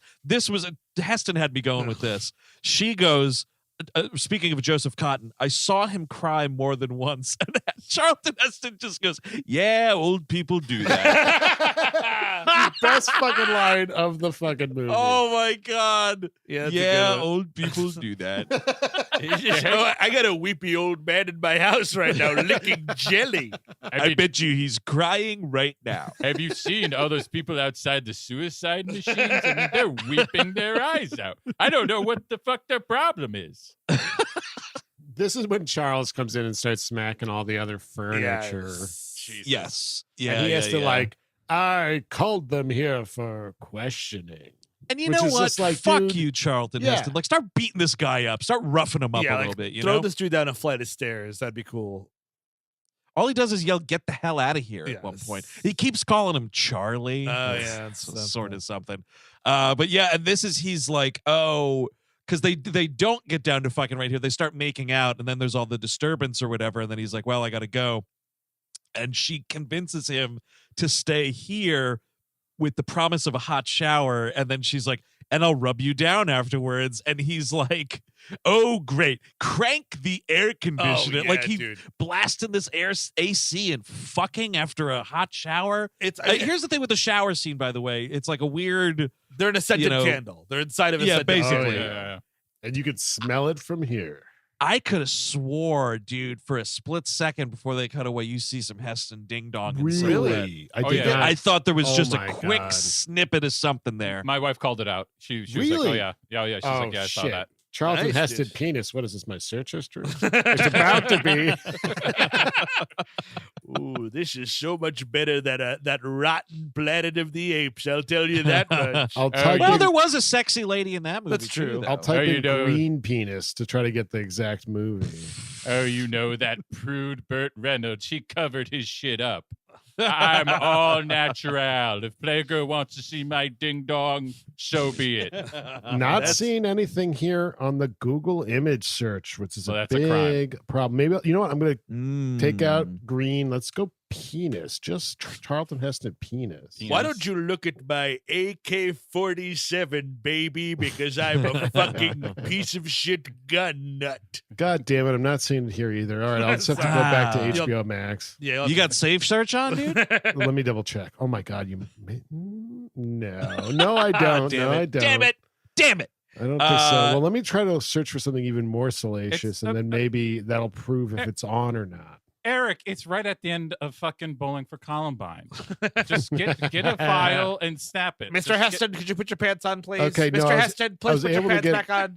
I was able to get regular pornography on Google image search, so that means it was off. Okay, Got it. Oh, that's a bummer. So anyway, like he does not spend the night, but so he's stumbling home all cum drunk and whatnot, and like this was another really sort of like with the stair people.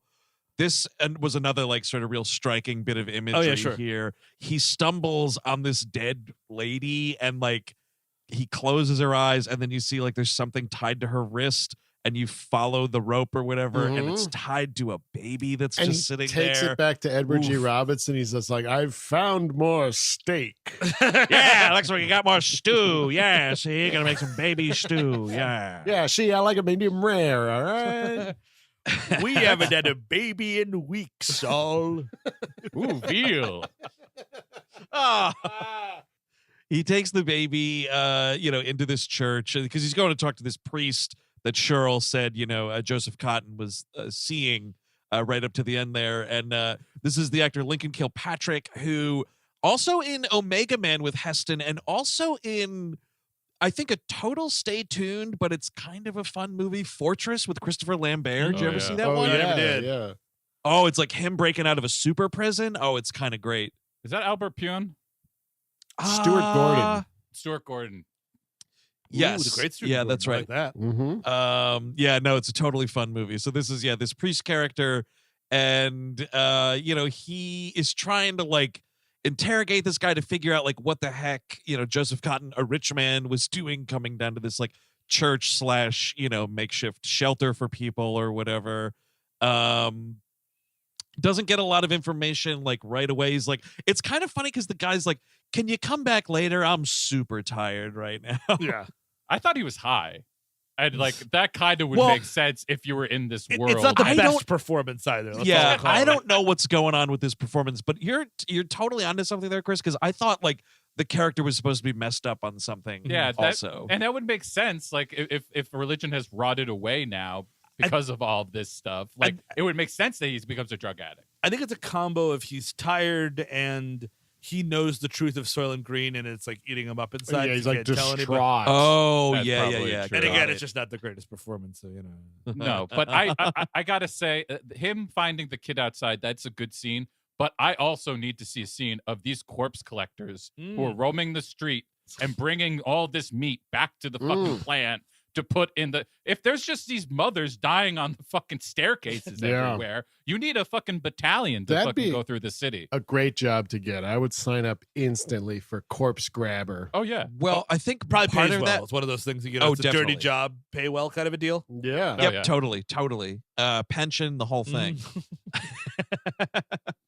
I forgot where I was we going got with rid that, of but, we got rid of pensions and now it's all 401ks and by that I mean you have to live in a younger man's apartment and read to him.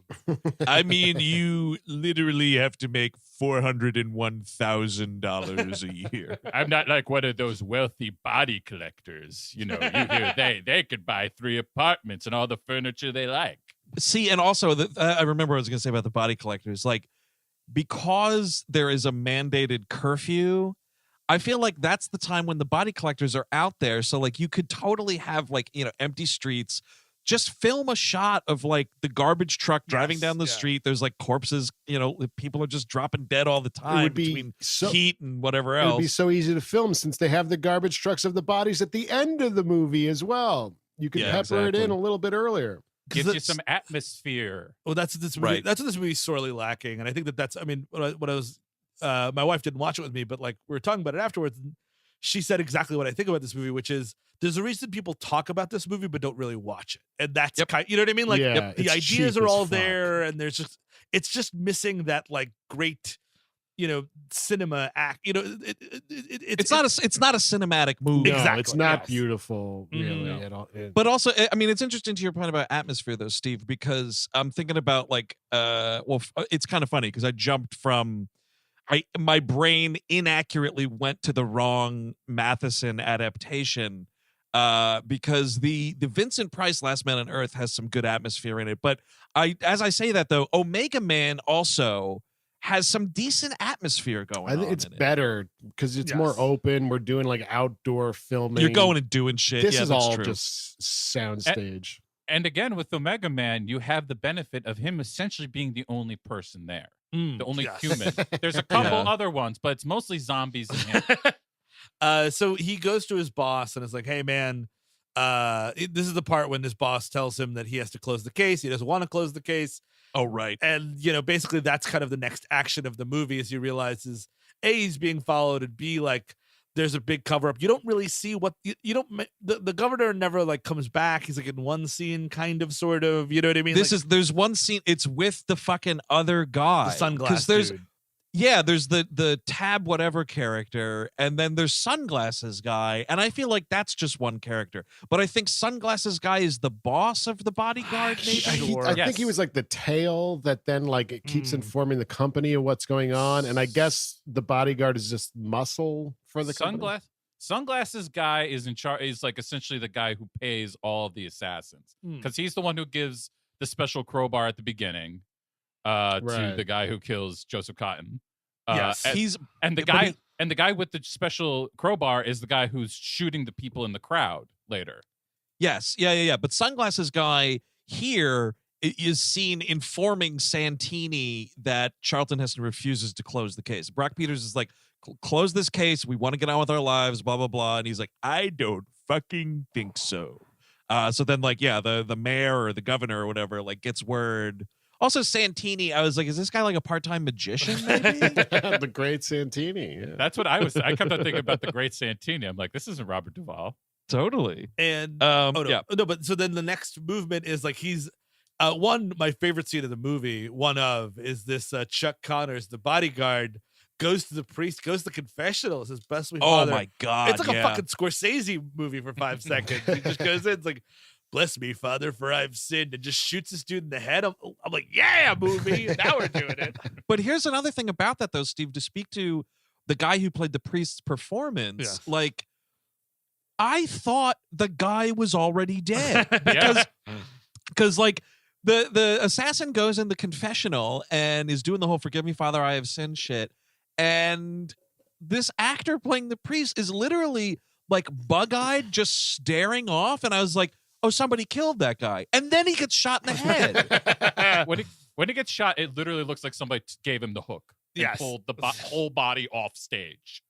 It rules. But then, as punishment, Charlton Heston has to work riot patrol, which is he gets a fucking football helmet, and this is the Fucking crazy. finally. Yeah, we're Yes. walking around the Soylent Bazaar here, and Yes. These food lines and everything, and they're using some traffic-esque Mexico yellow filter here, I think, to indicate that it's hot out. That's what we're doing. we're trying to like Oh, do yeah. smog. I think they did it a few times when we're outside in this movie. Yeah. It's like Yeah. yellow greenish. Other oddly prescient thing here, man. We're walking through this bazaar, and of course there are some, but not all, people wearing masks. Yep. Oh boy. And it was so weird last night. I was like, oh, weird. Because like at first, now in pop culture, like modern shit, when you see like masks, whether it's like reality shows or whatever, you're like, you cannot help but think of, COVID and whatever, of course. But like this 1970s movie, I was like, oh, nope. Wow, Yep. that's Nope. that's Oh, crazy. that's weird. I didn't even notice. Maybe because I'm just so like used to masks. That's Oh, crazy. jeez, yeah. I think at the time, like you had some image of like in the future, the garbage men are just gonna quit or go on strike. So you have to have those for the smell. You never, I think, really consider that this was going to actually kill you. Right. Yeah, I think it was a smell or just whatever. Yeah, I mean, maybe they were being smart enough, like the Who knows? 1918. There were masks back then. That's true. true. This is where that old lady's like, they only gave me a quarter kilo. They only gave me a quarter. And then, much like American policing today, these dudes immediately start roughing her up. Mhm. And the guy he's like, I got to get the announcement. We ran out of Soylent. Not enough people died yesterday, I guess, Yeah, totally. It's just the dude who's like, today is Tuesday. And then it's just this total market because the Soylent Green ran out or whatever. And this is where you see, again, another wild fucking piece of imagery here, man. But these garbage trucks with the plows, The scoops. picking these people up and these people It catchers and dumping them. Oh my! And listen, every single one of these stunt people, awesome stuff here. These Yes. guys, wait until they're getting to the tippy top of this thing and then jumping off and falling off. And folks at Practical home, shit, man. that is the poster of the movie because that is how that's a Yep. great stunt and it's a great image because it's pretty wild to actually film this. The And- trucks look a little bit more imposing in the poster. Sure. Yeah, well, yeah, they're A painted little bit red on the Playmobil poster. on there, yeah. And the guy, what do you call it there? The assassin from the beginning has now been obviously charted to kill Heston. He tries, Right. and he starts taking shots, and he kills a couple of people accidentally, and they're like, "Oh God, thank you so much. Oh, thank you. Yeah. Oh, you shot me Yep. in that. Thank you Some so much. woman Bye." gets shot in the head, it's a great visual. Mhm. It is a what? Because it's this woman is standing right in front of Charlton Heston, and Mr. Assassin dude here fires this gun, and this lady's fucking head explodes, and I was like, holy shit! Because she gets shot right in the temple, and I was like, I was not prepared for this movie to have that kind of violence in it. Yes. I guess because it is so just slow paced and whatever Yeah. that I was like, man, her fucking Well, head blew right The off. best kill's coming up, man. It's a good one. This Man. guy, because he shoots Heston in the leg, which Yes. hobbles him, and you're like, "Uh-oh, here it comes. Is this the end of Charlton Heston?" Oh no, it's not. One of those fucking plows just lands on this dude. It's great. incredible. We get a little It's pool so of good. blood, so Yep. he's done. Oh my god, I really do love it. Beautiful. Beautiful work for everybody. But that's then doesn't he go back to Chuck Connor's apartment right here? He goes back and visits his furniture, the furniture lady, and she mentions how he can't see the police doctor because it might relieve him of duty. And there's 20 million people want my job. That's what I say every day, man. Fucking try it, dude. Try and do this shit. Yeah. Why don't you do it on your podcast? Huh? But probably the most unfortunate scene, he does go back to Chuck Connor's apartment and starts roughing him up and roughing his girlfriend up, and that's not great. No, it's not fantastic. It's not great, but dude, he is manhandling Chuck Connors in this Yes. scene, and it's kind of awesome.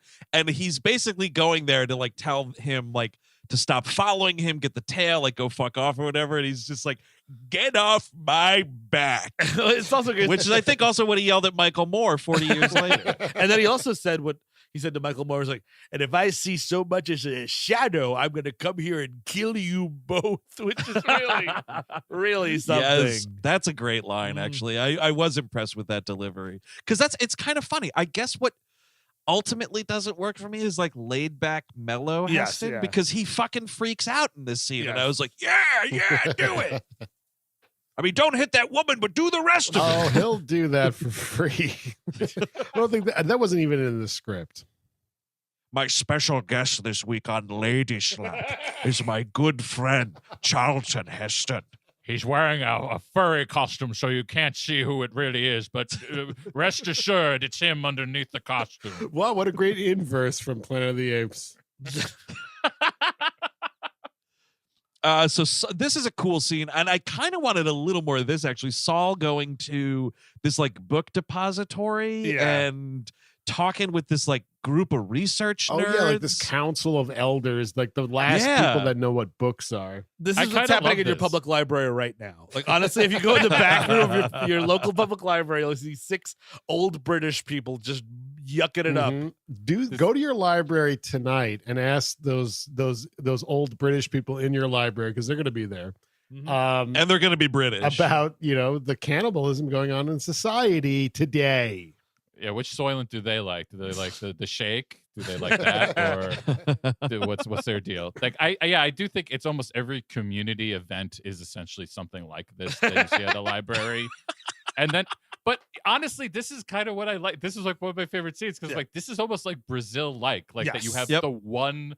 Like the one little fucking room where you can still like know things. Yeah, in the entire world. Good call on Steve. Brazil. Yeah, there's some similarities here.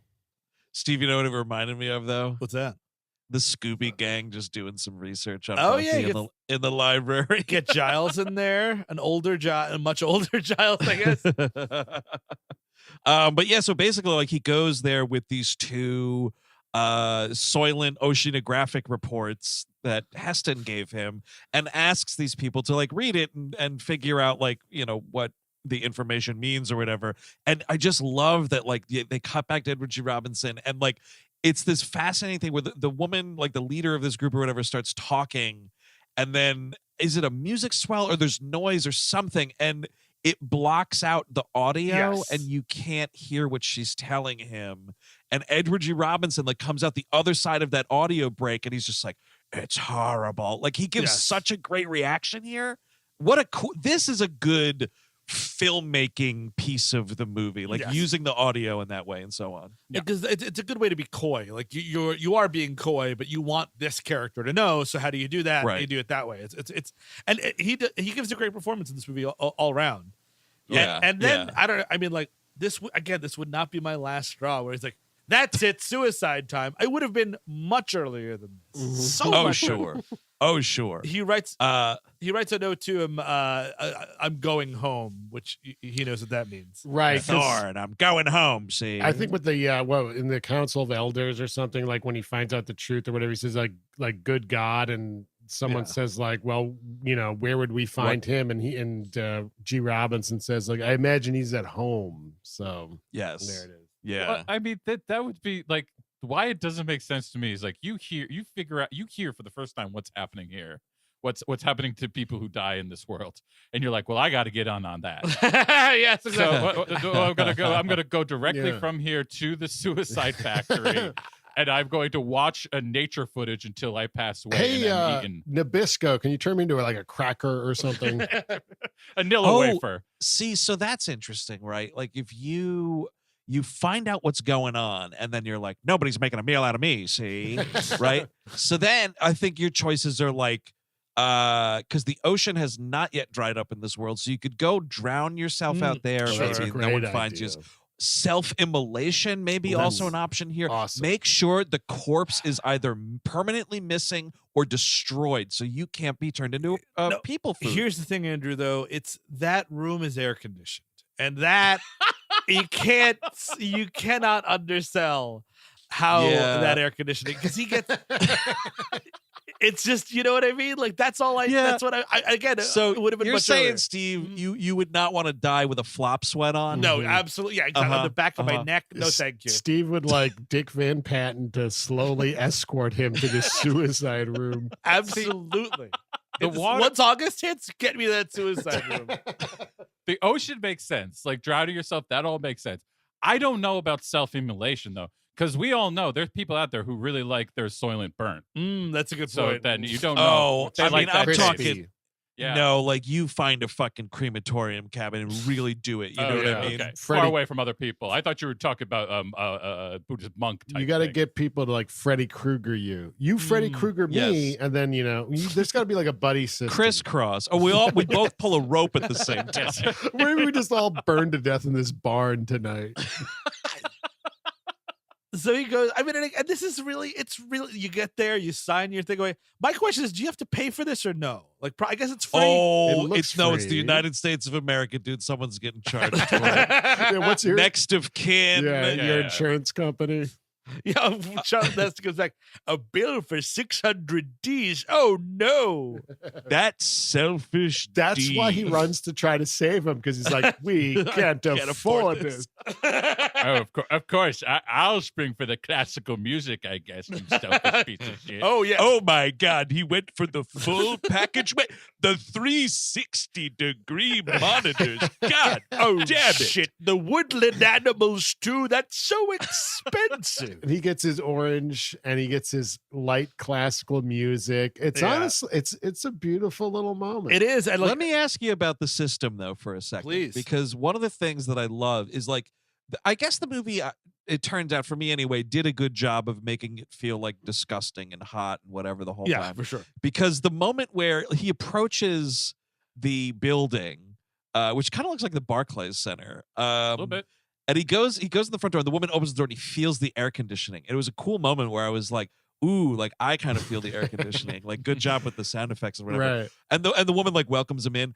Could you kind of game the system, you think? And you're like sitting there kind of like you're taking a long time to order at Burger King and like just soaking up the AC, and then you're like, I changed my mind. I changed my mind. Sell me on it. Sell me on it. You can do that once, Chris, but then like the next time they're just not letting you in anymore. Hey, shifts got to change, Steve. well, here's this. Here's the real risk. You steal the AC, and then suddenly you're persona non grata at the suicide factory. Yeah, exactly. Hope you like living, asshole.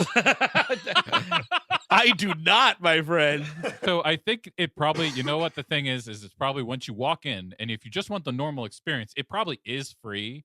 But if you go and buy an IMAX ticket like Edward G. Robinson did, yes, then it's going to cost you. And that's going to be a lot of money. And what is this, a rumble seat? What is even that? 4DX, my God. 4DX death. I can smell that bird. Dude, speaking of fucking buying a ticket in IMAX, if we had this system, there would be motherfuckers out there selecting fucking Fast 9 to have their death video. Honestly, can we get like we're going to do a special screening at the Suicide Factory of the Zack Snyder Justice League right this way. Eric, you would never go to the Suicide Machine because it's assigned seating only. So you wouldn't do it. That's true. I want to be killed with a bunch of other weirdos in a general admission setting. No, this is the only way you can see the David Ayer cut of Suicide Squad. Literally the only way. Right this way. Oh, excellent Deadpool t-shirt. Right this way. You can talk about the cinematography in the afterlife. You don't have to tweet about it. Right. That's amazing. No, but it's really amazing. I mean, it's great. You get some Dick Van Patten here for some reason. What the fuck? How did that come about? How is Dick Van Patten just in this movie at the end? I think he was a dude looking for work, man. Yeah, probably. He had a good face. Yeah, I guess so. Yeah. And it's just it's awesome because like it just these weird people in robes, and you kind of figure it out pretty quickly if you're in the audience what's going on here. Yeah. Can I tell you, man? I was a little slow on the uptake. Okay. I really was. I was like, what are they doing? And I thought there was going to be a threesome at first because it was just this two it was a young guy and a young girl like leading him into this bed, and I'm like, where is this going? Well, because there's a weird thing where like he's got like the glass of booze and she's standing there, and I was like, what's happening? Yeah. But I'll tell you, I think part of why I was so thrown was because I was totally shocked after realizing I spent my whole life assuming I would never once see Edward G. Robinson's nipples. Oh yeah, and then here we are in Soylent Green. He takes his fucking shirt off, man. This guy's got his old man nipples out. Like, I was truly thrown. It's a sucker punch. There's just no other way to put it. It just comes right across your face. Yes. But I do not want to crack too wise on it because I was stunned at how beautiful I thought the sequence was. Yes, like Sucker Punch, I go into a dream world where I imagine his nipples right before a fucking ice pick goes through my fucking eye. Edward G. Robinson's in the schoolgirl outfit with two blocks. No. I'm fighting robots, see? Yeah. Do you think it would have been awesome if he's laying on this fucking table, right? And like he just looks up and he takes one breath in and he goes, yeah, see? And it just checks out. It would be great. Yeah. Now, sir, you wanted the full pack? Do you want the butt stuff package? The non-butt stuff? That's very well, sir. Very well. You know, it's funny. We didn't plan this, but last month on Patreon, we covered Last Action Hero and Art Carney's last on-screen performance. And now we have Edward G. Robinson's this month. Edward G. Robinson's much more dignified. Yes. Which stands to reason. Yeah. And it's just you go in, he goes to this room, it's in this white bed, everybody leaves him alone, this music starts playing, and you just sort of like this beautiful imagery, and it's just kind of like he's just living it, man. Yeah, and this was a moment I thought was so touching and kind of stunned that Charlton Heston agreed to say that he loved another man on camera, because like Robinson's checking out and he's just like, I love you, boy, or whatever, and Heston says it back, and it's a beautiful moment. It really is. And he gets there too. He's like crying. He's like, I love you. Oh, too, totally. Charles. Yeah, it's the best scene in the movie, probably. But by a million, yeah. And what's wild too is like you get the sense that there's during these procedures or whatever, like they close that window, and like the fact that it like because Heston fucking roughs up the attendant there, and makes him open the window, and then like so Saul is saying to him like, can you see it? Can you see what I'm seeing? Like, as I'm seeing my last images, and he's like, oh yes, I can see it. And it's just like, holy fuck, dude, I'm watching a movie about people tiles. Well, also that's exactly. Oh, first of all, you said roughed up the attendant. No, he manhandles Dick Van fucking Patten. Dude, he's throwing him up against the wall. Open that window, you fat fuck. I will crack you open like a Cadbury egg. You let me see my friend. I'm watching the show for free. Also, who the fuck is Princess Vespa? What are you talking about? By the way, I just peeped his IMDb, and he was the same year he was in Westworld as a banker. So he was making the rounds in low level Hollywood in the early 70s. That's how you do it, dude. Listen, you bald weirdo, open that door.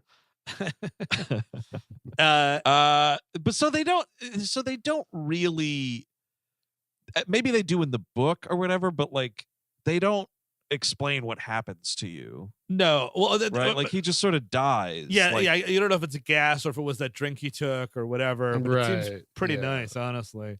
You just kind of go to sleep, and I do love that it's set up perfectly, wherein they just roll this dude. They don't have to open a door. There's just a little thing, and it's just like on to the next one, man. I love it. You get pushed under a stage, like extra seating that they didn't need. They kind of cut it like it's a mousetrap thing. Like I kind of want the music from the beginning of Pee-wee's Big Adventure, like da, da, da, da, da, da, da, da, da, as it's like rolling down the different parts to get into the bath of salt or whatever it lands in at the end. It would be awesome if they push this fucking bed through that wall, and then it like bumps into a thing and tilts, and the body shoots out, and it's going down like a huge slide system or something, and you're playing that music. Oh, it'd be great. The gears start going. Oh yeah, that'd be fantastic. A big like cavernous thing, like an Addams Family, like their basement, that shit. It rules. And then like I think one of the things he says, like, you have to prove it to them. You have to prove it to them. So he's like, I will, Saul. So he kind of follows him. He jumps on this truck. I mean, everyone could see this old fuck jump on this truck, right? Dude, like, what are we fucking doing here, man? Like, how is the guy driving the truck 8 feet behind this one not like, there's some lanky, like 6 foot old dude just jumped on the top of that garbage truck. Everybody saw that, right? It's like only 7 o'clock, really, I like that whole sequence because it reminded me a little bit like Indiana Jones when he's like following that submarine, and it's just like, well, they should be able to see him, but they don't. It's fine. Does anybody else smell that? It smells like rich man's balls. Does anybody smell? What was that? Smelled like the balls of Joseph Cotton that we burned last week. Definitely cotton balls in the air. So he gets in, and this is what he just kind of goes to the factory, and like, it's just like dead people on a fucking treadmill until they go into a vat of jelly. A real needs more dog kind of a scenario. What was that, red tick ale or something? Needs more dead people. And then like him putting it together is a good little reaction, because he goes up to like the next level, and you just see a conveyor belt of these green chips, and he's like, oh fuck. One of them's wearing Saul's hat, and he's like, oh no. So when I told my old coach that I'd eat him alive, I was being literal. Like, that's the thing that you don't have here, man. Like, I would start throwing up immediately. Oh yeah. Like he's just kind of like, ew, gross, and like gets on with it. But like you need a moment to be like, who have I eaten? Definitely your Whose soul parents. have I possibly consumed? Lots of your Like- family. Definitely a lot of your family is going into your diet. Yeah, like now. were my loved ones fed back to me? You've But been also your eating and coworkers. shitting them out, like But is that a problem? Maybe that is what we were meant to eat. Hear me out. I mean, if here's the thing: if they were killing Hear people me on out. purpose, Yeah. Right. that's not so nice. Actually, just repurposing the dead in this hell world. Again, not my top 10 of problems that I would try and I solve. mean, we It really wouldn't be recycle up water. there. It's you know? true. We I mean, here's the thing though. It's nefarious because it's like kept a secret. Do you think you could get a starving, heat-addled public on board with this? I think so. Like, look, folks, we got to do what we got to do here, all right? We got to start eating each other. Well, I not to make a Bill Maher joke here, but you would at least get the Republicans on. Chris Gavin Thanks for says that Bill Maher warning. Chris Gavin says new rules. Here comes a joke. Damn it. Oh my God, Bill Maher. By the way, I tried to watch one of his Club Random. He's got this. What? That's Yeah. his new like video podcast. By the way, I didn't watch it yet, but William Shatner was on it. Who was always said he would never do a podcast. What a lying sack of shit. Anyway, It's the video. You have to put the video in it, and then he'll do it. and it's They Bill can Maher. see me, stupid. Like Bill Maher with like a celebrity in his basement. It's Uh-huh. very pathetic. And With he's sunglasses on. yeah, all the of time. course. He has to look like a Ugh, cool guy. And he's like making Oh, that's drinks and he's awful. smoking weed all the time. Oh, that's pretty Which- cool. Makes him less funny by the Yes. minute. I didn't know it was possible, but he can't even muster a right joke, anything. Dude, there was I think because maybe people were making fun of that, someone posted a clip on Twitter. Did you guys see that thing? I think it was from Bill Maher's show that he had on ABC way back, Politically incorrect. Yes. Where it's him talking with a bunch of professional wrestlers, and Rowdy Roddy Piper fucking takes him to task. Really? Oh man. I didn't Holy see this. shit. It's so awesome because he's like Bill Maher makes some On what, the crack about deficit? Or no, it's a whole panel of wrestlers, so it's like it was a show about wrestling or whatever, and he makes some crack about like wrestling not being real, and he's like, "Where are all your bruises? It's fake." And Roddy Piper like screams at him, and he's like, "You want to say this is fucking fake? We'll show you all our injuries. How about Owen Hart? You think that's fake? You want to say that? Go say that to Mrs. Hart." And all this shit, and he pulls his pants down and shows him this huge bruise. Oh wow. And then Bill Maher like tries to make a quip, and he's like, "Oh yeah, something pulling your pants down in front of a bunch of men." And Wow. Roddy Piper just goes, "Well, how'd you get this job?" Dude, the it's awesome. fuck? And Maher just shuts the fuck up. It's only Incredible. mostly fake, folks. Whatever. Anyway. Yeah, they fight. This is like kind of when this becomes an action movie for a while. Fun fact here: there's no dialogue, not just because they wanted to make it eerie, because the screenwriter had a clause where no one could add dialogue to the movie, and he didn't want this to be an action movie, so they were like, well, we want it to be an action movie, so we'll just have no dialogue, kind of a thing. That's incredible. Oh, that's a huge fuck you to this I mean, guy. it might work in its favor, honestly. It does. I- You I need like it. something here. You need something, but this is a little too long without the talking, and Yes. it kind of gets a little dull. Like Yes. it's fine. I think it is effective enough, but I was like, this is going on a little long. Somebody fucking say something. Meanwhile, Cheryl has met her the new tenant in the Oh, building, dude. and this is an uncomfortable scene with this. He's coming right out of Eli Roth's hostel. Holy crap. Yeah. This, like, Thankfully, it's fat, bald short. dude. Yes, Yeah. and he's like, once a week we might require some fun. Are you fun? It's like, Yeah, Oh. me and my friends like to have parties. You're fun, right? You're fun. It's disturbing for sure. it is. And it's supposed to be, and it is. It's effective, and then Yeah. and he calls her, I guess, to say he's calling for backup. Heston is, but he calls her first, and she's like, "I met the new guy. He's kind of whatever," and he's like, he knows everything. He's like, stay with him as long as you can. Yeah, live. totally. I need you to live. I need you also to be living in like this rich guy's place, so you don't have to be eating Soylent That's a really Green, good because point. BT dubs, that be Hey, people. just before I hang up, could you put me on the phone with the shower, please? I just want to say goodbye to the shower. Oh, I love you. We had a wonderful time together. You were so hot in the sheets. Well, soap long. Goodbye, fuzzy egg chair. Oh, Mr. Air Conditioner, I'll miss you most of all. Stay cool. Oh, yes. It was a joke we had.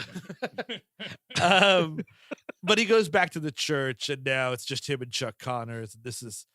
It's a cool fight scene thing. It works. Yeah. It's a fight in a crowded Yes. shelter where everybody is sleeping. and they're Yeah. falling on people. It's Dude, fucking it is a- crazy. It is an interesting setting for a fight, I have to say, because you're not getting like pushed over a barrel or a stack of Yeah. crates or something. No, you're just getting pushed into other people who are sleeping. And one guy's just like, come on.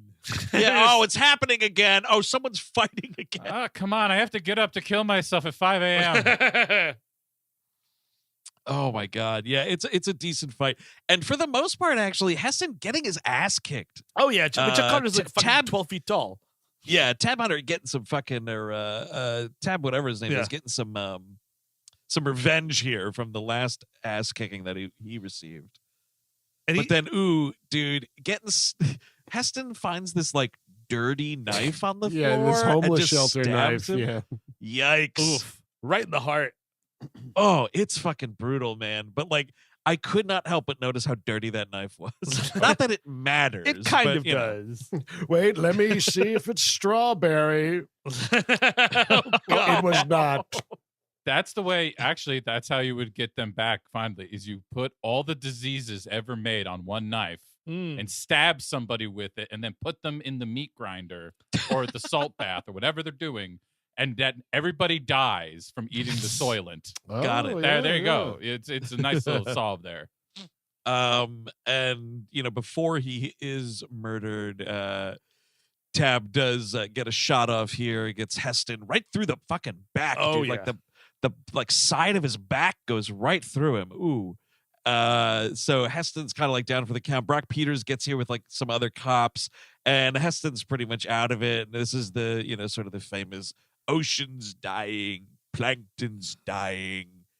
It's people. Soylent Green is made out of people. Oh man, And great delivery. It's kind of Yeah. a cool, abrupt ending too, especially with some of Yeah. the more. It's not. I mean, this movie isn't arguing for socialism. It kind of, sort of, maybe is, but not really. But a big red hand at the end, guys. You know what I mean? Like, rise up, baby. Mhm. Absolutely, we've got to stop them somehow. Next thing, they'll be breeding us for cattle. All I can Cattle! All I can say is thank goodness we didn't have that socialized medicine, or else it would have been real bad.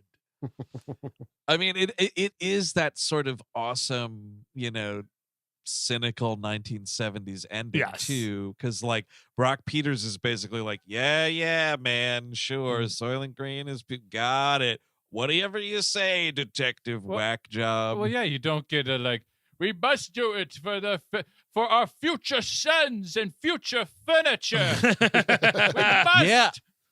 I mean, that's what's crazy is like no one in the shelter gives a shit. Like nothing is going to come from this. You know what I No. mean? That's, like this, Soylent is not being taken down. Like it will just continue, man. It will just continue. Right, on. as Steve mentioned in Soylent Green 2. Electric said- Boogaloo. They said they would change the recipe, but they didn't. It is sort of a great little bit of trolling here at the end of the movie. Like when the credits start rolling, you just see the footage from the suicide video again. Oh yeah. And it's just kind of like the movie being like, you should just kill yourself. Like this world is fucking doomed. So here's your suicide video. It's wild. Dick Van Patten's been watching you this whole time. Oh God. But that is literally the end of Soylent Green because it's from the 1970s and movies knew how to get the fuck out when they were over with back then.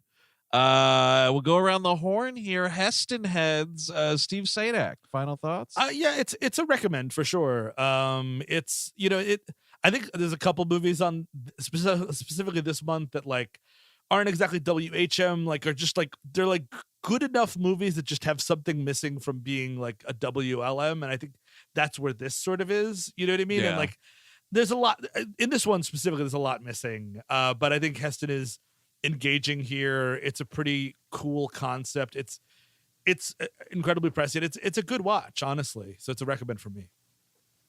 Eric Siska. Recommend from me as well. I mean, it's not that far off, folks. They almost got 2022 right. It's I just love these like janky 70s sci-fi movies, and I do like the cynical nature of them. So, obviously it's not quite all together, but it's still a pretty good watch. So I'd say check it out. Oh yeah, Chris Cabot. Oh yeah, I'd recommend it. It is. I think it's more plot and premise than it needs to be. I think you could get a few nighttime shots of Charlton Heston just wandering alone in these streets and get a lot of what you want. What's missing from this movie, which is like a sense of atmosphere.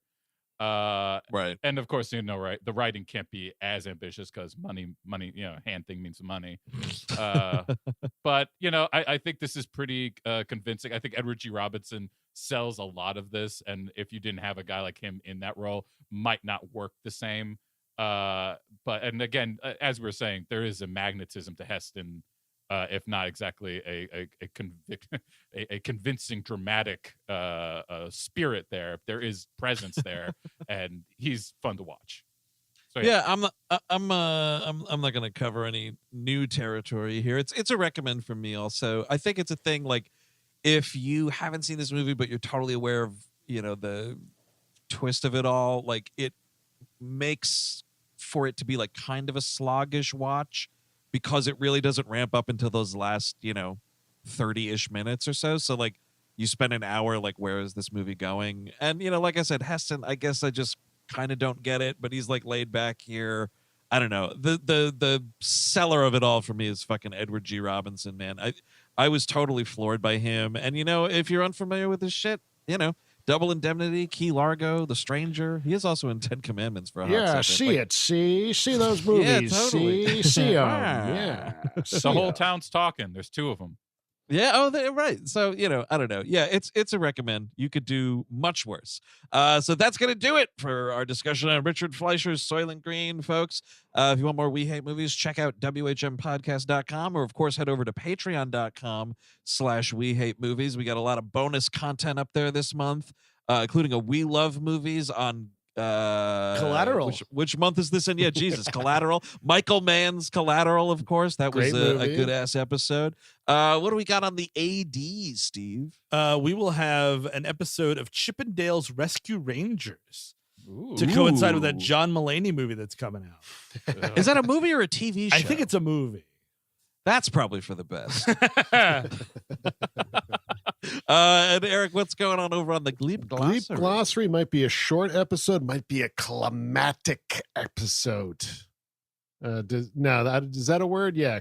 Anyway, Climactic, you want. Climactic, yeah. yeah, it's when you put beer and clam juice together, which is sort of how you make George Binks, the father of Jar Jar Binks, who has an explosive ending. It might be a very short episode, but hey, that's the Gleep Glossary for you. We talk about Star Wars characters, and we will be talking about George Binks, the father of Jar Jar. Oh, Georgie. And of course, new episodes of The Nexus and Melrose 2.0 as well this month. Now, on this very feed, Steve, the show will continue next week, next Tuesday. What do we got coming up? A couple of weeks ago, we were talking a lot about Prodigy, and that makes sense because next week it's Firestarter. It's the Firestarter. The 1984 movie, and I understand there's a remake coming out, right? And Efron, yeah. the Zac Efron starring one. The Everybody Passed remake. Yeah. I'm going to give it a shot, man, because I will say I like Zac Efron. There you go.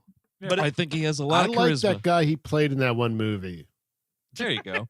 But this is Firestarter. This is Drew Barrymore, Drew correct? Barrymore and Tangerine Dream, baby. Oh, Yeah. I was talking about the I'll- serial killer. By the way. oh, That's who I like. What's Bundy? Good guy. Ted Bundy. Word, Good yes. guy. Good guy. I have not seen this movie. it's a fun one. It's a cool. It's a Stephen King It thing, is. yeah? Yes. Yep. Yeah. Oh, very cool. It's been a while since we've been to Kingtown, so this is going to be a lot of fun. So next week we return to probably somewhere in Maine. Until then, I'm Andrew Jupin. Steven Sadak. Eric Siska. Chris Cabin. Take it easy.